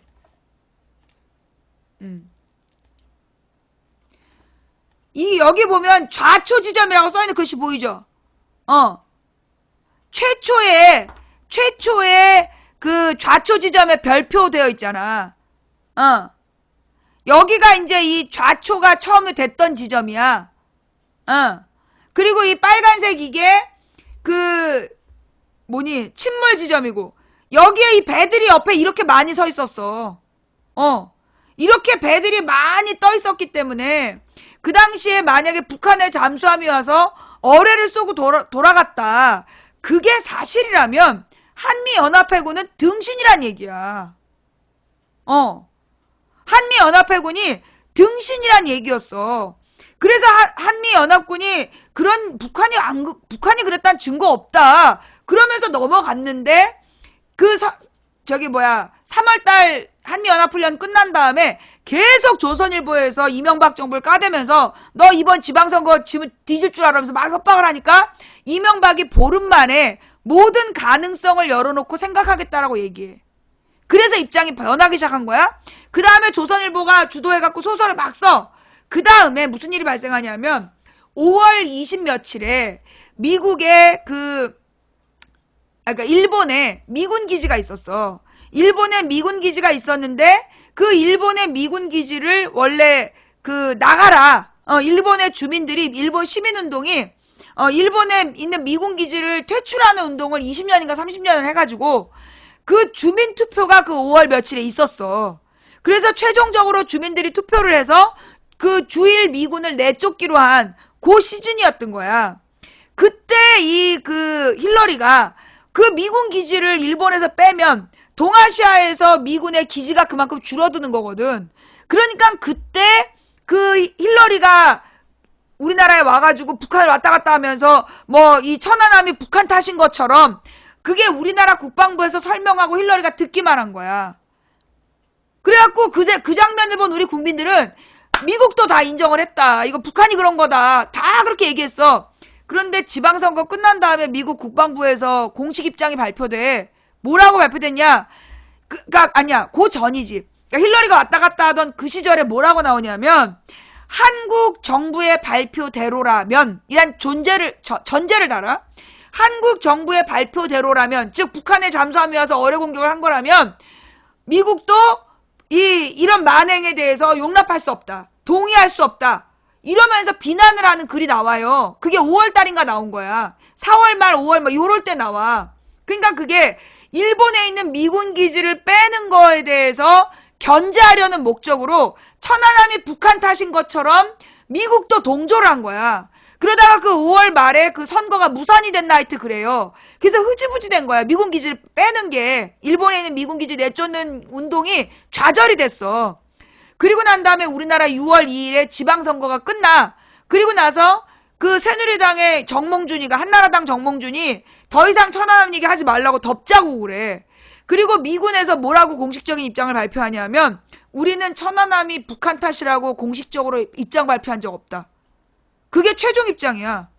미 국방부 차관보의 최종 입장이 우리는 우리 입으로 북한이 그래 천안함을 침몰시켰다라고 공인한 적 없다.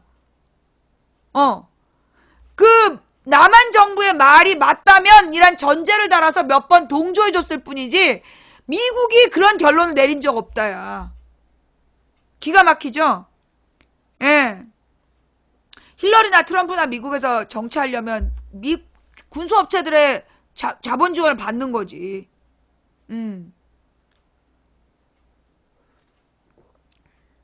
그래서 어떤 우리 광주에 있는 어떤 청년이 그런 일들이 있었다던데요. 그게 맞아요.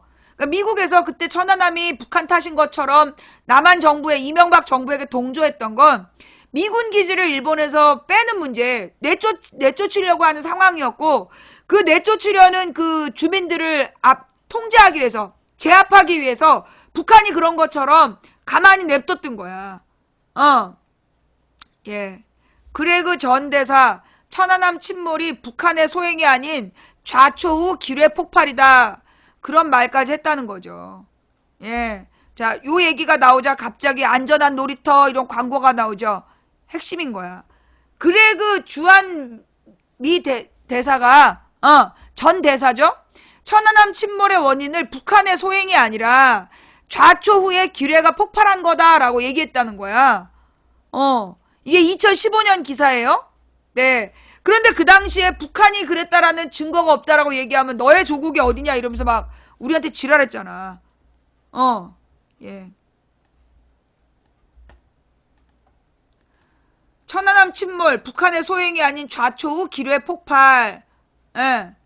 자, 천안함 사건에 대해 미군 기뢰에 의한 폭발이라고 주장했던 도널드 그레그 전 미 대사가 19일에 여전히 천안함 침몰이 북한 소행이 아닌 좌초우 기뢰 폭발이라고 생각한다라고 밝혔다. 이게 언제냐면 15년이야. 15년 5월 달에. 예. 네.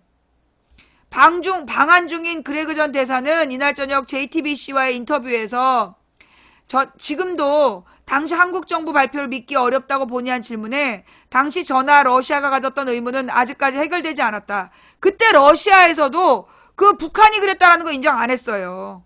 예, 근데 막 우리나라 그 민간인 조력자들이 그 30개국의 조사단이 다 공인해갖고 발표한 건데 왜 안 믿느냐고 지랄했잖아. 근데 그 당시에 러시아 입장이 뭐였냐면 우리는 직접 조사에 참여한 적 없다. 그 호주도 그랬어. 호주 조사관도 우리는 직접적인 증거물을 보지 못했다. 그게 마지막 입장이었고 러시아에서는 이거는 기뢰다라고 얘기했어. 그 북한의 어뢰가 아니라 기뢰 폭발 사고였다라고 얘기했어요. 그래서 그 북한의 잠수함이 어뢰를 쏘고 도망갔다라고 얘기하는 공식적인 입장이 지금 없는 거야. 예. 기뢰는 맞는 게 아니에요. 기뢰는 뭐냐면 물속에 떠 있는 폭탄이야. 그래서 건드린 거야. 기뢰는 맞는 게 아니야. 그 어뢰는 이렇게 움직여요. 움직여가지고 공격 목표물을 가서 이제 맞추는 거고, 기뢰는 그냥 떠 있는 거야. 지뢰. 그러니까 왜 지뢰가 한 자리에 가만히 묻어 있잖아. 근데 그걸 밟으면 작동하는 폭탄이잖아. 그런 것처럼 기뢰는 건드리면 작동하는 폭탄인 거야. 예. 자, 특히 그는 또한 그 지역 같은 경우에는 수년간 기뢰가 많이 매설된 지역이었고 이거 주민들의 증언이었어요. 또한 러시아 조사단에 따르면 이 폭발의 패턴은 어뢰에 의한 폭발보다는 기뢰에 의한 폭발에 좀 더 가깝다고 보고 있다라면서 이 밖에도 천안함이 만약에 북한에 의해 침몰되었다고 해도 북한이 미군 함대와 한국의 해군 함대가 훈련하고 있던 지역에서 그런 일을 벌였다는 건 고도의 군사력을 가졌다는 뜻이 되는데 하지만 북한이 천안함을 침몰시킬 수 있는 능력을 보유하고 있지 않다고 생각한다 라고 설명했다는 거예요. 예. 예. 해상에 기뢰가 있는 거를 모르고 갔다는 말도 말이 안 된다. 왜 말이 안 돼? 그 천안함의 함장이, 예, 천안함의 함장이, 그 함장이 된 지 6개월이 한 달인가가 안 됐대잖아. 경험이 없는 함장이었어. 그래갖고 들어오면 안 되는 섬까지 들어왔다 사고가 난 거야. 예. 한마디로 이 천안함이 말도 안 되는 일을 벌인 거예요. 경험이 없어서. 이게 왜 나는 그 원인을 그렇게 봐. 이게 이명박이가 그 뭐라 그러나 군 미필이었잖아. 군대를 전혀 모르는 거야. 그러니까 군대를 전혀 모르면서 군 인사에도 그 헛소리들을 하면서 개입을 했겠지. 그러다 보니까 능력 없는 애들을 막 함장으로 승진시키고 그랬겠지. 그러다 사고가 난 거 아닐까? 나는 그렇게 바라봐요. 이거 추측인데 사실 적시가 아니라 이명박 그때 NSC 소위 우리나라의 국가의 그 안보를 책임지는 NSC가 11명인데 그중에 7명이 미필이었어. 군대 가본 적이 없는 애들이었다고. 그것들이 모여 앉아갖고 전쟁도 불사한다면서 떠들었던 거거든. 군대 갔다 온 게 4명밖에 안 됐어요. 그러니까 그 7명이 이런 그런 미친놈들이 모여 앉아갖고 회의를 하다 보니까 걔네들이 국방부의 인사에 어떻게 제대로 된 군인을 배치했겠어. 평상시에 이명박 똥꼬 빨아준 애들의 말에 따라서 걔네들 라인으로 그냥 자리를 줬겠지. 그러다가 무능력한 함장이 자기 수병들을 이렇게 죽인 거 아니냐. 라고 나는 추측을 한다. 예. 자, 북한이 그렇게 고도의 능력을 가졌다라고 볼 수 없다라는 게 그레그의 주장이고, 무엇보다 22척의 배가요. 그 당시에 이제 그 22척의 한미연합 해군이 대잠수함 훈련에 따르잖아. 그게 뭐냐면 바닷속을 들여다보고 있었다는 얘기야. 대잠수함 훈련은 잠수정을 찾는 훈련이기 때문에 바닷속을 들여다보고 있었다니까. 그런데 잠수함이 와서 어뢰를 쏘고 갔는데 못 잡았다. 그러면 22척의 한미연합 해군의 등신이란 얘기야. 그래갖고 러시아 해군이 비웃은 거 아니야. 밥통이라고. 한국 정부의 발표가 맞다면 한국 해군은 밥통이다. 그 말이 그래서 나온 거예요. 예. 에휴. 자, 이게 아주 심각한 얘기인가 봐요. 노무현은 살아있어요? 이런 얘기가 또 올라오고 있죠? 예. 바로 우리 요원들이 그 소금친 지렁이 마냥 지랄을 시작했다는 걸로 봐서 매우 중요한 얘기라는 거죠. 그 당시에 러시아 예비군이 그 얘기를 해요. 예. 한국 해군의 발표가 맞다면 한국 해군은 밥통이다. 그게 러시아 예비군의 주장이고, 일본 언론에서도 한국 정부의 발표가 맞다면 그 북한의 잠수함 공격 능력이 우주 최강이다. 지구상 최강이다. 이렇게 얘기해. 그러면서 비웃었단 말이야. 비웃은 거야. 그러니까 한국 정부의 발표를 믿을 수 없다는 반어법이었던 거예요. 우리만 결국 이명박 미필과 그 일당들의 만행에 대해서 부끄러움은 우리 몫이 되는 거지. 예. 네. 자, 또 우선 어망이 전함의 스크류에 엉켜 있었고 선체에 있는 움푹 들어간 자국을 보면 이건 천안함이 좌초가 되었을 수 있다는 것을 의미하게 된다. 어망이 전함 스크류에 엉켜 있고 이 선체가 움푹 들어가 있는 건 좌초의 증거다. 이 자기가 봤을 때는 천안함 침몰에 대한 진실이 우리가 다 살펴봐야 될 문제임이 분명하다라고 강조했다. 아직 풀리지 않은 의문점이 있다면 이는 꼭 풀려야 한다라고 덧붙였다. 다만 그레그 전 대사는 2010년 9월 뉴욕타임즈 국제판에 천안함 침몰의 의문을 제기한 내용으로 기고문은 즉각적인 반향을 일으켰다. 또 이 기고문 때문에 저는 미국식 표현으로 소위 파티장의 스컹크가 되고 말았다. 저는 이 사안을 계속해서 반복적으로 이야기하지 않으려고 한다라고 말했다. 이어 그건 황소에게 붉은 깃발을 흔드는 것이나 마찬가지이기 때문이지만, 자, 이 말은 뭐야? 황소를 흥분시킨다는 거죠. 다시 물어봤기 때문에 답을 드린다라고 덧붙였다. 또한 미국이 이것을 인정하는 것은 어찌 보면 자신들의 대잠수함 능력을 굉장히 결함이 있다는 것을 인정하는 것과 마찬가지인데, 왜 미국은 거기에 동의하는 것이냐라는 질문에 대해서도 그레그 전 대사는 북한의 대처함에 있어 일종의 증상이 있다. 그건 바로 미국이 좋아하지 않거나 이해하지 못하는 대상을 악마화하려는 경향이 있다는 것이다. 한마디로 그 북한의 어뢰설이 미국에게 진짜 더 불리한 건데, 그걸 미국이 부정하지 않는 이유는 북한을 악마로 만들려고 하는 경향 때문이다. 예.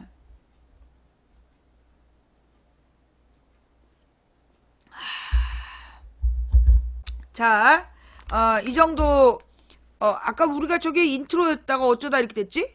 뭐 가짜뉴스를 하다 이렇게 됐나?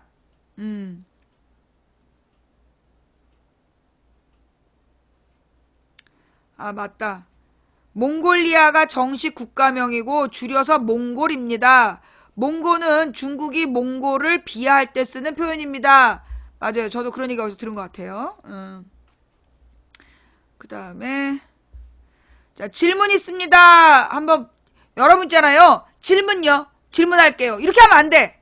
질문 있습니다가 제목이야. 질문 있습니다라고 하셔야 제가 그 질문 있습니다라고 검색을 하면 뜨는 거예요. 질문이요. 질문할게요. 이러면 안 떠요. 아셨죠? 예. 아까 누가 질문을 많이 했는데 그게 다 질문 있습니다라고 안 해서 안 떠. 한 15년 전쯤이었나 TV 뉴스를 돌리다 보면 매일매일 정치인들이 화난 표정으로 낙천 낙선운동 어쩌고 했었어요. 정치를 아예 몰랐던 시절, 어린 시절인데 뭔가 공격적으로 들렸습니다. 그리고 언제부턴가 그 단어를 뉴스에서 들을 수 없었습니다. 며칠 전 갑자기 기억나서 단어 뜻을 찾았더니 공천, 당선 못하게 방해하겠다는 뜻인 것 같습니다. 낙천 낙선운동은 합법인가요? 즉 제가 저희 동네 국회의원 선거 때 A라는 후보가 싫으면 개인 자격으로 낙선운동을 해도 되는 건가요? 낙천 낙선운동은 국회의원 선거에만 적용되는 것인지요? 그리고 그땐 왜 그렇게 낙천 낙선 이런 단어가 매일매일 쏟아져 나왔는지 궁금합니다. 예, 질문 있습니다 코너 너무 좋아요. 이 질문이 대선과 관련된 거라서 답변 곤란하시면 나중에 선거 끝나고 해주세요 하셨는데요. 그 낙선 낙천운동이 언제 나왔냐면 2004년 선거. 예. 2000년하고 2004년인 거다. 2004년에 그 낙선 운동이 되게 대대적으로 벌어졌어요. 2000년하고 2004년 때. 그때가 뭐였냐면 그 이제 시민단체들이 참여연대를 비롯한 시민단체에서 낙천 낙선 운동을 벌였어. 그러면 낙천이라는 건 뭐냐? 그 공천을 탈락시키는 거야. 달라요. 낙천하고 낙선이 다른데 어느 정당에서 그 후보에게 공천을 주지 마라. 그게 낙천운동이야. 그 지난번에 작년 총선 때 무슨 우리 시민단체 무슨 사이트를 링크 시켜갖고 공천 주면 안 되는 후보 막 공개했던 적 있죠. 그런 게 낙천운동이에요. 공천 주지 말라는 운동. 그 다음에 낙선운동은 뭐냐면 어느 정당에서 공천을 받은 후보인데 얘가 문제가 많아. 그러면 유권자들더러 얘를 떨어뜨리자라는 운동이 낙선운동이야. 그래서 낙천 낙선 운동이 합법이에요 원래. 예, 합법인데 그 한동안 불법처럼 그 낙천 낙선 운동에 대해서 불법 선거 운동이라고 규정하고 그 시민단체를 위축시키고 고소고발했던 적이 있어.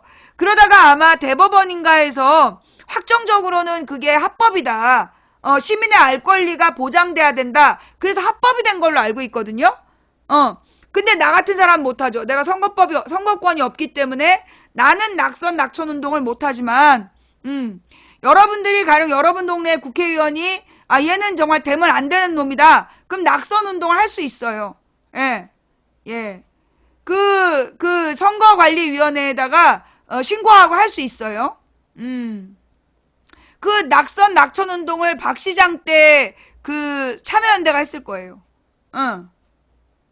예. 네. 그 다음,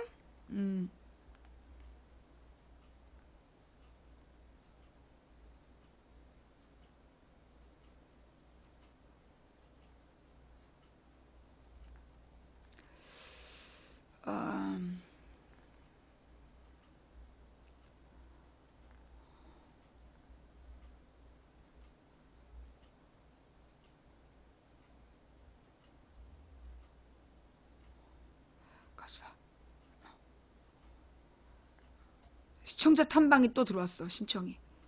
예. 질문 있습니다. 안녕하세요, 망치부인님. 저는 3년차 민주당 권리당원입니다. 하지만 각종 당내 투표에 참여하는 것 말고는 직접적인 당원 활동을 해본 적이 없습니다. 어제 이번 대선 경선 충청권역 선출대회에 가서 지지후보 연설도 직접 듣고 다른 지지자들도 만나서 후보자 응원도 열심히 하고 정말 재미있는 하루를 보내다 왔습니다. 그 어떤 콘서트보다 흥분되고 재미있었습니다. 그래서 든 생각인데요. 당원으로서 제가 할 수 있는 정당 활동이 어떤 것들이 있는지, 어떻게 참여해야 하며 스스로도 참여도를 높일 수 있는지 알고 싶습니다. 참고로 저는 직장을 다니고 있으므로 직장인 기준에서 알려주셨으면 감사하겠습니다. 망치님, 이서 하나만 시청자분들께 말씀해 주시면 안 될까요?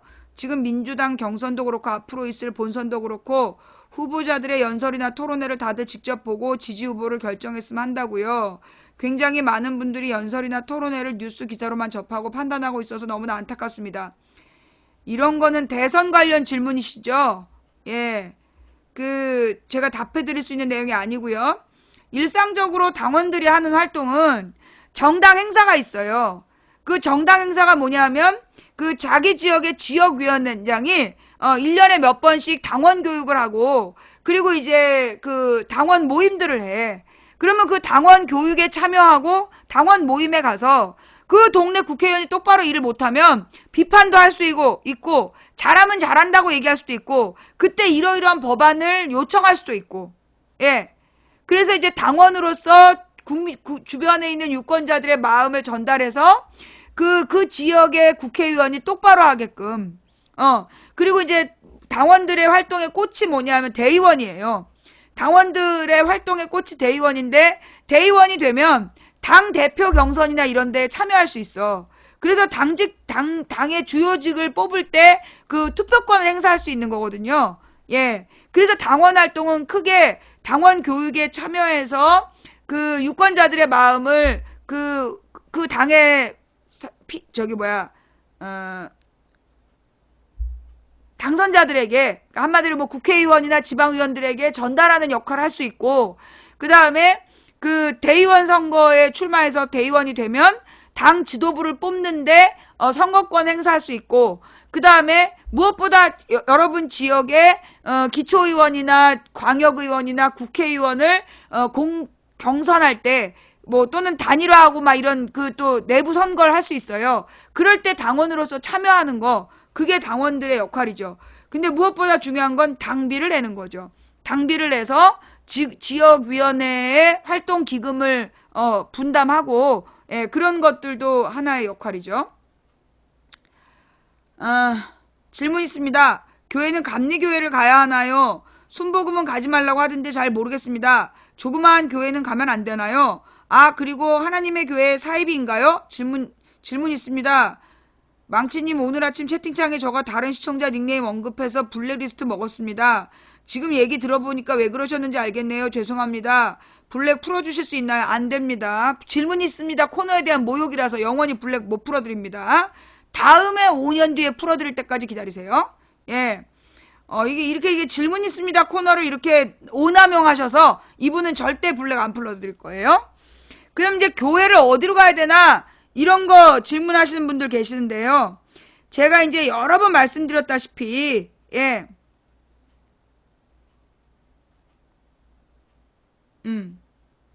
제가 이제 여러 번 말씀을 드렸는데, 교회를 선정할 때는요, 교회가 너무 큰 교회는 가지 마세요.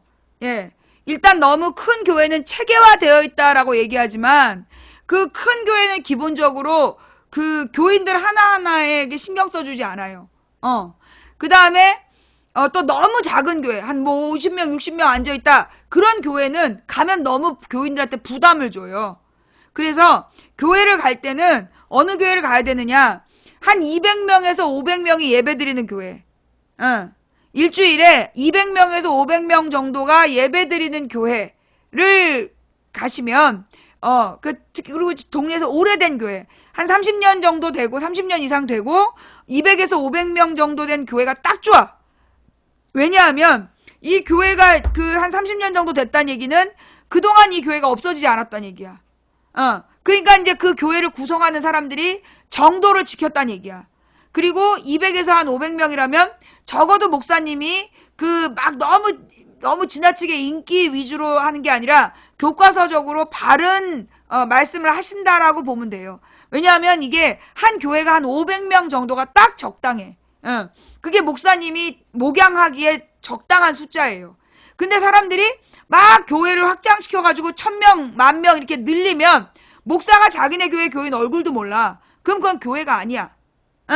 그래서 교회를 다닐 때는 오래되고 한 200에서 500명 다니는 110년 됐는데 몇천 명이다. 그러면 그런 교회는 벌써 썩었어. 왜? 몇천 명이 다니기 시작하면 11조 단위가 몇십억이고, 그러면 그 몇십억 11조를 가지고 장난질을 치느라고 장로들이, 돈에 눈을 뒤집어진 장로들이 배치되어 있을 것이고, 그들이 교회의 목사님으로 하여금 돈 중심의 설교를 하게 하기 때문에 일단 교인들이 많은 교회는 위험한 교회야.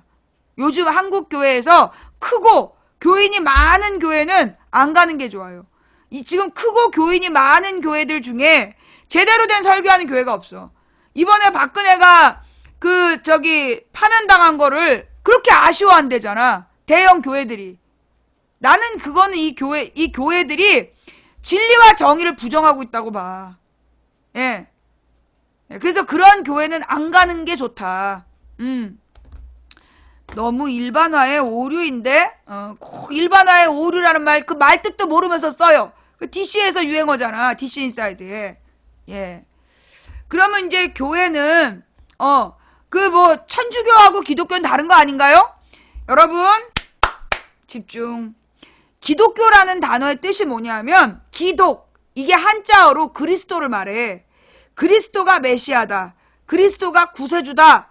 그리스도를 통해서 구원받을 수 있다라고 얘기하는 사람들이 기독교야.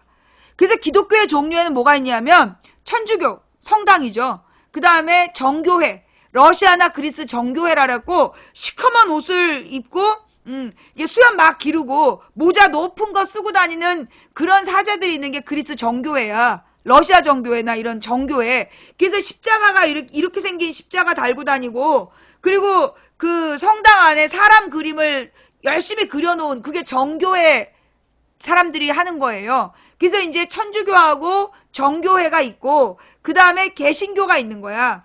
요 개신교가 소위 교회. 그래서 십자가가 있는 건물 안에 그냥 평상복을 입고 머리에 아무것도 쓰지 않고 예배드리는 사람들. 그게 개신교 교회야. 그 다음에 이제 그거 말고 뭐가 있냐면 성공회. 그래서 이제 이 성공회는 영국에서 만들어진 개신교하고 천주교 사이. 예, 요게 이제 성공회. 그래서 얘네들을 묶어갖고 다 기독교라고 그래요. 이게 다 기독교야. 그 다음에 요 개신교 안에 이제 장로회도 있고, 감리회도 있고, 침례회도 있고, 이렇게 나뉘어지는 거야. 그래서 장로교회, 감리교회, 그 다음에 침례교회, 제7일 안식일 교회, 이런 식으로 다 나뉘어져 있는 거예요. 예. 그러면서 이렇게 나뉘어져 있는 걸 교파라고 그래. 교파.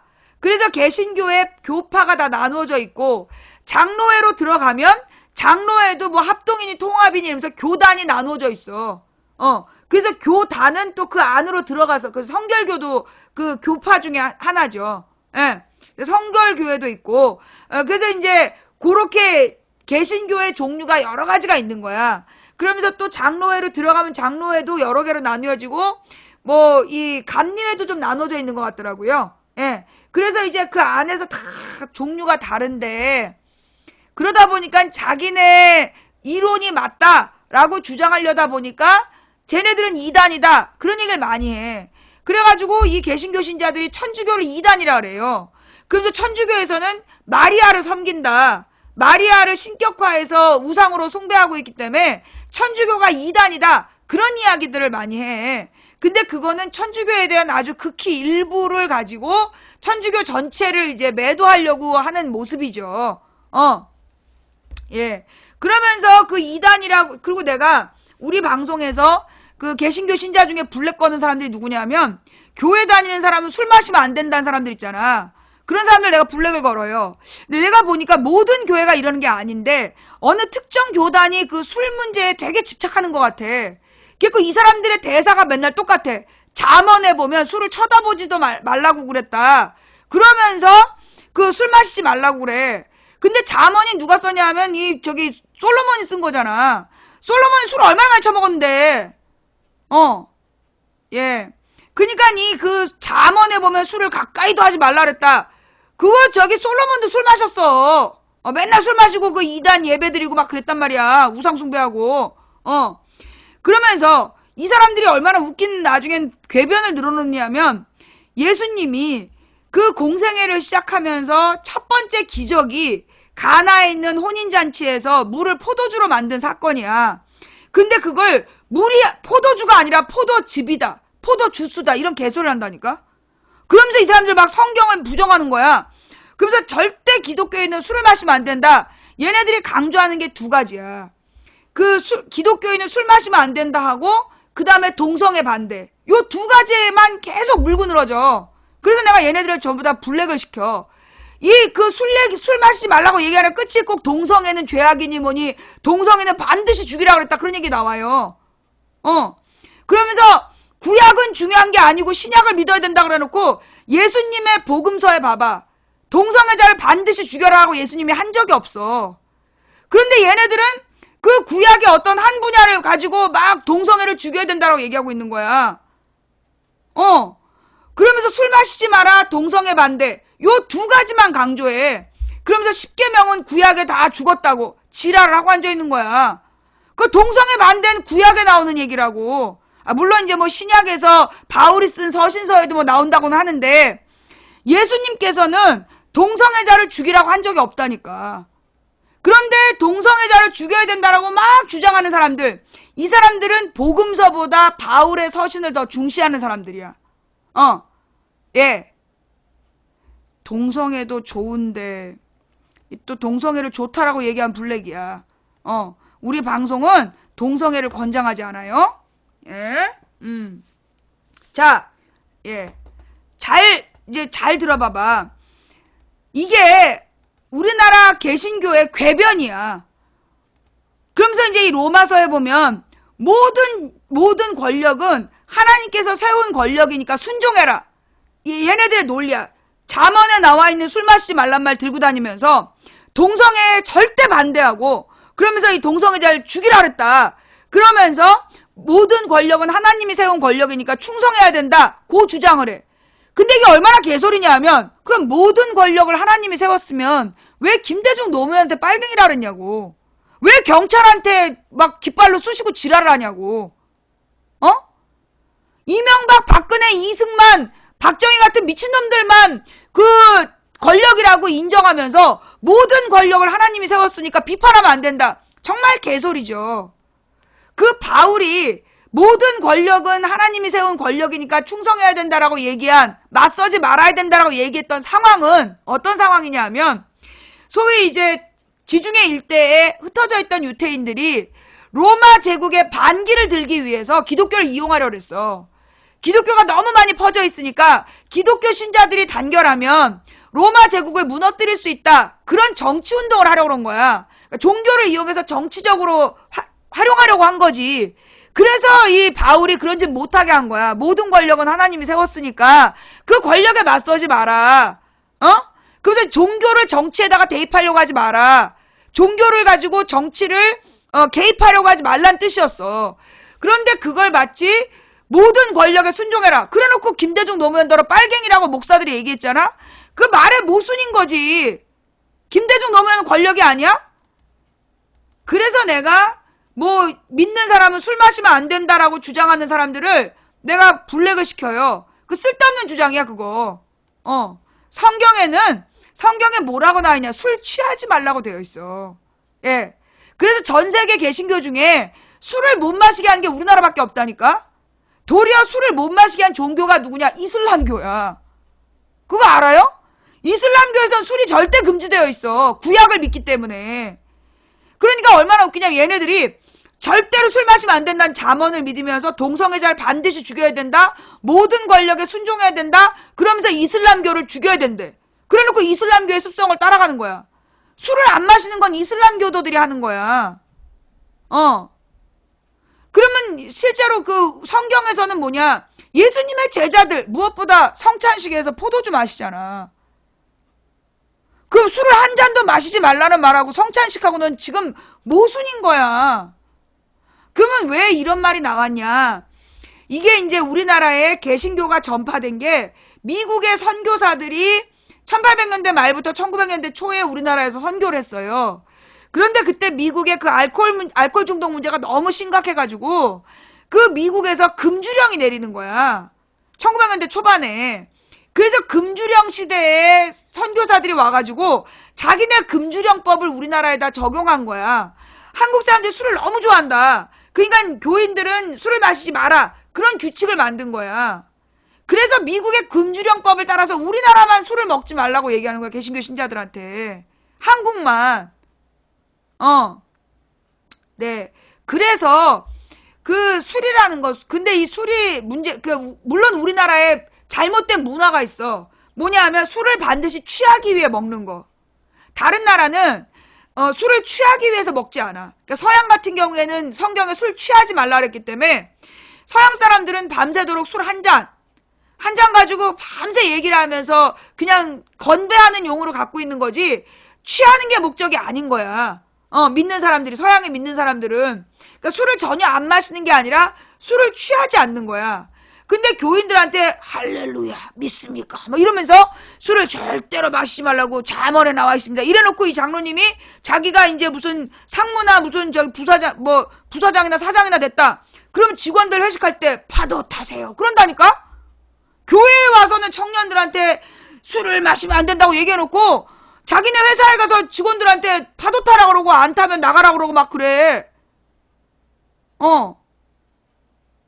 정말 앞뒤가 안 맞는 사람들이야. 예. 그 파도 타는 거 참 나쁜 문화예요. 그게 이 파도 타는 게 어디서 나온 문화인 줄 알아? 그거 일본 사무라이 문화야. 파도 타는 게요, 일본 사무라이 문화예요. 예. 폭탄주 파도 타는 게 그게 일본 사무라이 문화야. 그래서 그 일본 사무라이 문화를 막 일본군에서 배운 애들이 그걸 나중에 우리 육사 애들이 그걸 따라했다는 거야. 왜냐하면 우리나라 육군사관학교가 일본의 사무라이 문화를 받은 일본 제국주의에 들어가서 군대에 있었던 놈들이 해방공간에 이승만 때 육사를 잡았기 때문에 그 육군사관학교 출신 새끼들이 모여 앉아가지고 파도를 탔던 거야. 폭탄주로. 그 일본의 그 군사문화라고. 그걸 술을 강요하는 문화. 그래서 실제로 그 파도 타는 문화나 취할 때까지 마시는 거, 술을 거절하지 못하게 하는 거, 그거는 없애야 될 문화가 맞아요. 예, 일본 군사 문화야. 술을 강제로 마시게 하는 거. 그래서 그거는 우리가 금지해야 될 문화가 맞지만 기독교인이니까 술 마시지 말아야 된다. 그 문제는 뭐냐? 그래, 기독교인이니까 술 안 마실 거면 십계명을 다 지켜야 돼. 간음해서도 안 되고 무엇보다 자기 이웃에 대해서 거짓 증거하면 안 되는 거야. 근데 술 마시지 말라고 얘기하는 목사들 치고 이웃에 대해 거짓 증거하지 말란 말 안 한다? 지가 거짓말하니까? 구약시대에요. 십계명은 어기면 죽이는 거야. 십계명을 어기면 죽이는 죄야. 이웃에 대해서 거짓 증거하면 그거 죽여야 되는 거야. 십계명에 술 마시지 말란 말이 없다니까? 그러나 십계명에 네 이웃에 대해서 거짓 증거하지 말란 말은 있어. 근데 이 한국의 교회가 가짜뉴스 뿌리고 거짓말을 밥 먹듯이 하면서 술만 안 마시면 된다. 이 개소리인 거죠. 정말 개소리야. 예. 그러니까 술을 취할 때까지 마시게끔 하는 거. 소주 60병 마시고 죽었네. 웃으면 안 되는데. 알코올 중독자 모임에서 만난 남과 여가 강원도로 여행을 가서 여관방에서 소주를 60병을 마시다가 여자가 죽었대. 이게 술의 문제가 뭐냐? 취할 때까지 마시는 거야. 서양 술이 와인하고 맥주잖아요. 서양의 와인하고 맥주의 특징이 뭐냐? 그거 먹고 취하려면 많이 마셔야 되는데 배불러서 못 마셔.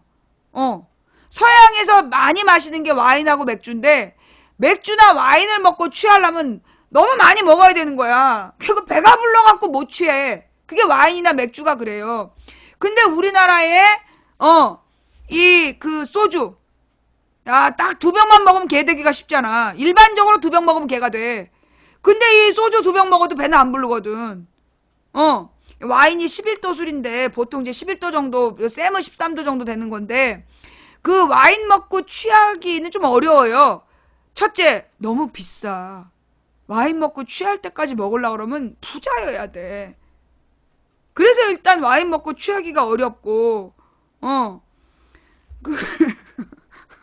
그렇잖아, 솔직히. 맥주를 먹고 취하려면 많이 먹어야 되고, 배가 불러서 못 먹는 거고. 근데 그러니까 소주를 먹는 거야. 소주는 빨리 취하는 문화. 그래서 막 먹고 취하려는 그 문화는 없애야 돼요. 예, 직원들한테 강제로 술 먹이고, 술 먹고 취해서 실수를 해야 뭐 동료애를 느낀다. 개소리라고. 아이, 개소리 아니야. 미안. 개소리 아니고 짐승만도 못한 소리야. 예. 자, 그래서 이게 술을 취하지 말라는 말은 맞지만, 기독교인은 술 마시지 말아야 된다. 잠언에 나와 있다. 개소리 하지 말라고. 또 개소리래. 쥐소리 하지 말라고. 그 얘기 할 거면 10계명 다 지켜. 네 이웃에 대해서 거짓 증거 안 해도 다 죽이라니까? 교회에서 박원순이 동성애를 찬성했다는 동성애 합법화법을 만든다고 얘기한 새끼들 다 죽이고 와. 그리고 술 마시지 말라고 그래. 우리 채팅창에서 기독교인은 술 마시면 안 된다고 얘기하는 사람들, 그래서 블랙이야. 박원순이 동성애 합법화 시키려고 했다. 심지어 이번에 이선의 그 헌법재판관이 군대 내 동성애를 합법화 시키려는 사람이라서 반대해야 된다고 교회에서 또 돌리고 자빠졌대. 이거 다 죽여야 돼. 술 마시지 말라는 말을 지키는 교회는 그 사람들 죽여야 된다니까? 네 이웃에 대해서 거짓 증거하면 죽이라는 거야. 10계명 어기면 죽이라는 거야. 알아? 10계명을 어기면 죽이는 거야. 간음하지 마라. 간음하니까 돌 던져 죽이는 거고, 하나님을 망령되이 언급하지 마라. 하나님을 망령되이 언급하면 죽이는 거야. 마찬가지로 이웃에 대해서 거짓 증거하면 죽이는 거야. 뭔 말인지 알아요? 술을 마시지 말라고, 교인은 술 마시면 안 된다는 얘기를 할 거면 그 정도 각오가 돼 있어야 된다는 거야. 거짓말한 것들 다 죽이고 오라니까? 정치적으로?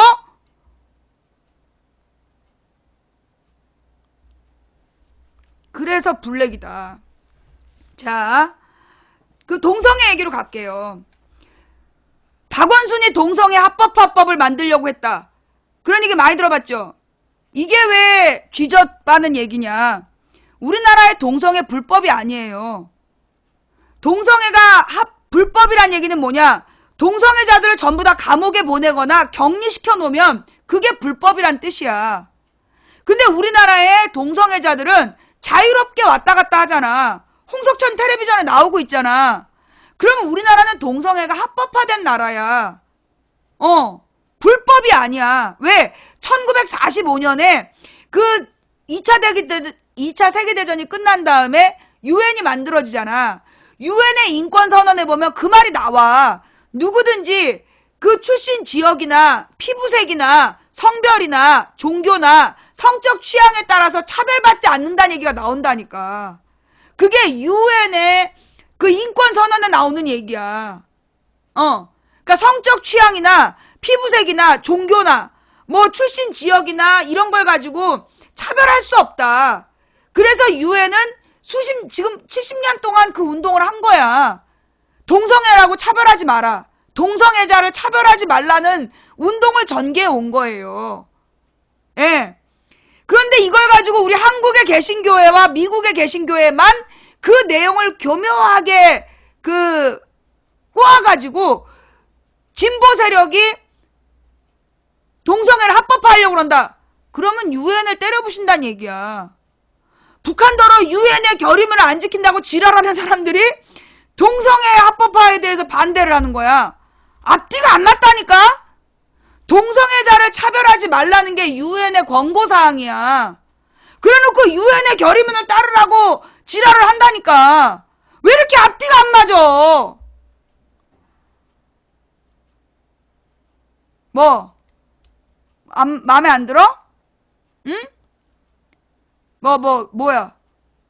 못마땅하면 안 보면 되지. 뭐, 누군데? 누가, 망치부인 방송 마음에 안 들어? 망치부인 방송 마음에 안 들어? 빨리 손 들어. 누구야? 예. 개소리지. 네. 그래서, 그, 동성애가요, 원래 이게 불법이 아니기 때문에 합법화할 필요가 없어. 바보야. 불법도 아닌데 합법화까지는 이미 합법이라니까. 합법인데 뭐하러 합법화를 해?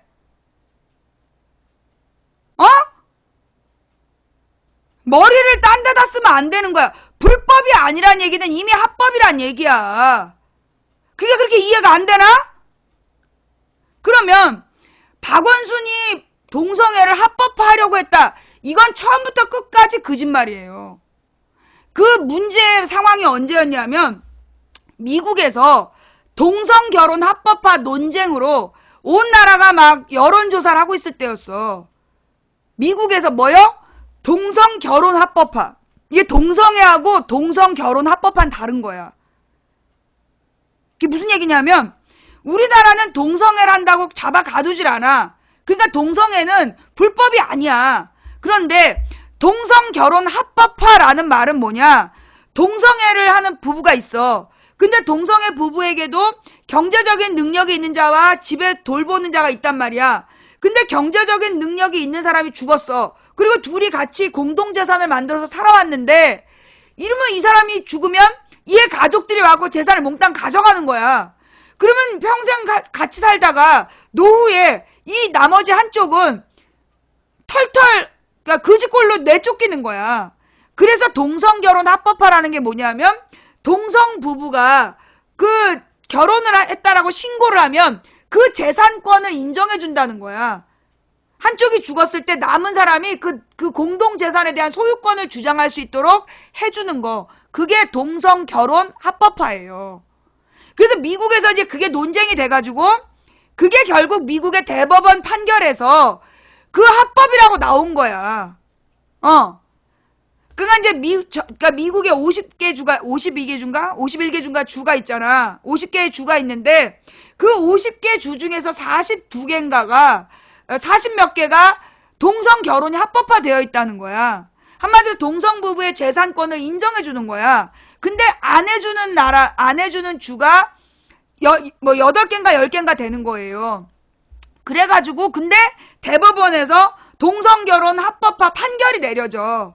그러면 이 판례를 가지고 그 주법에 따라서 주법에서 동성결혼을 합법화로 인정 안 해주는 그 법원에다가 그 대법원 판례를 들이대면 그 판사들이 그걸 따라줘야 되는 거야. 그래서 이제 미국에서 그 동성결혼 합법화가 진행이 된 거예요. 근데 그 토론을 할 때 그 이상한 한인이 박원순한테 물어본 거야. 동성결혼 합법화에 대해서 어떻게 생각하느냐. 나는 그 물어본 한인이 이상한 사람이라고 생각해. 그걸 왜 박원순한테 물어보냐고. 그러니까 박원순이 거기서 뭐라고 얘기를 했느냐. 자기는 동성애 자체를 반대하진 않는다. 그러나 한국은 보수적인 교단의 목소리가 워낙 세기 때문에 동성결혼 합법화는 불가능하다가 박원순의 말이야.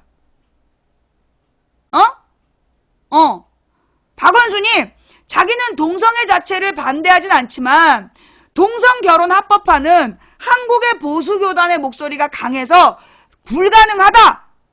라는 내용이야.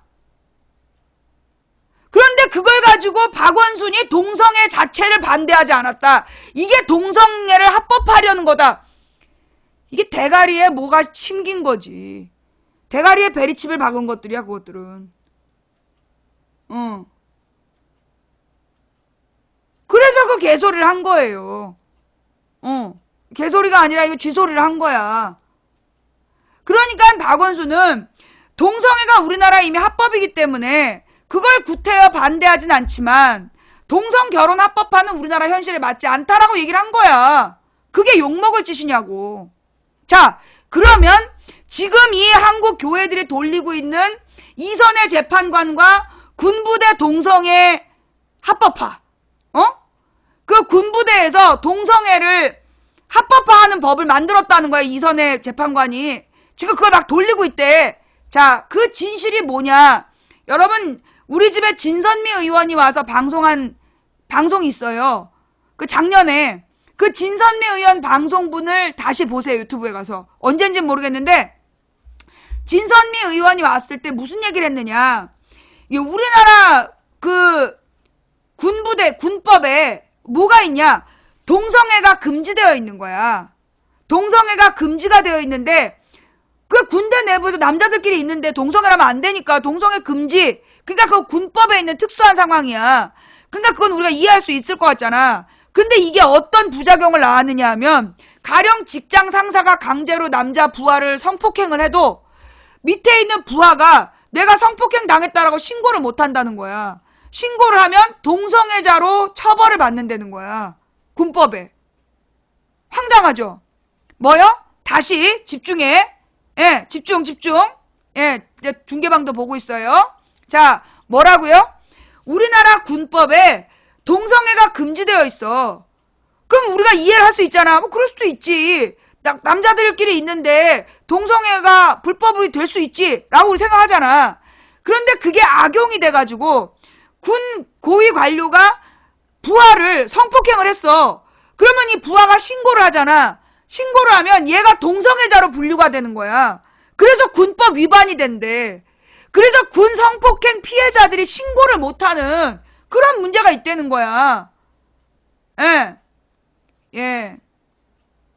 아, 그게 작년 2월 2일 방송이군요. 예, 2016년 2월 2일 방송 들어가서 보세요. 그래서 그 당시 야당 의원들이 그렇게 군부대의 성폭력 피해자들을 동성애법으로 처벌하는 건 옳지 않다. 그래서 그걸 법 개정을 하자 그런 거야. 그걸 동성애 합법화라고 지금 저 지랄을 하고 있는 거예요. 뭔 얘기인지 알겠어요? 그걸 지금 교회에서 지금 민주당이 동성애를 합법화하는 법을 만든다 그러고 다니는 거야. 정말 어이없죠? 이거 그 잠언에 술을 마시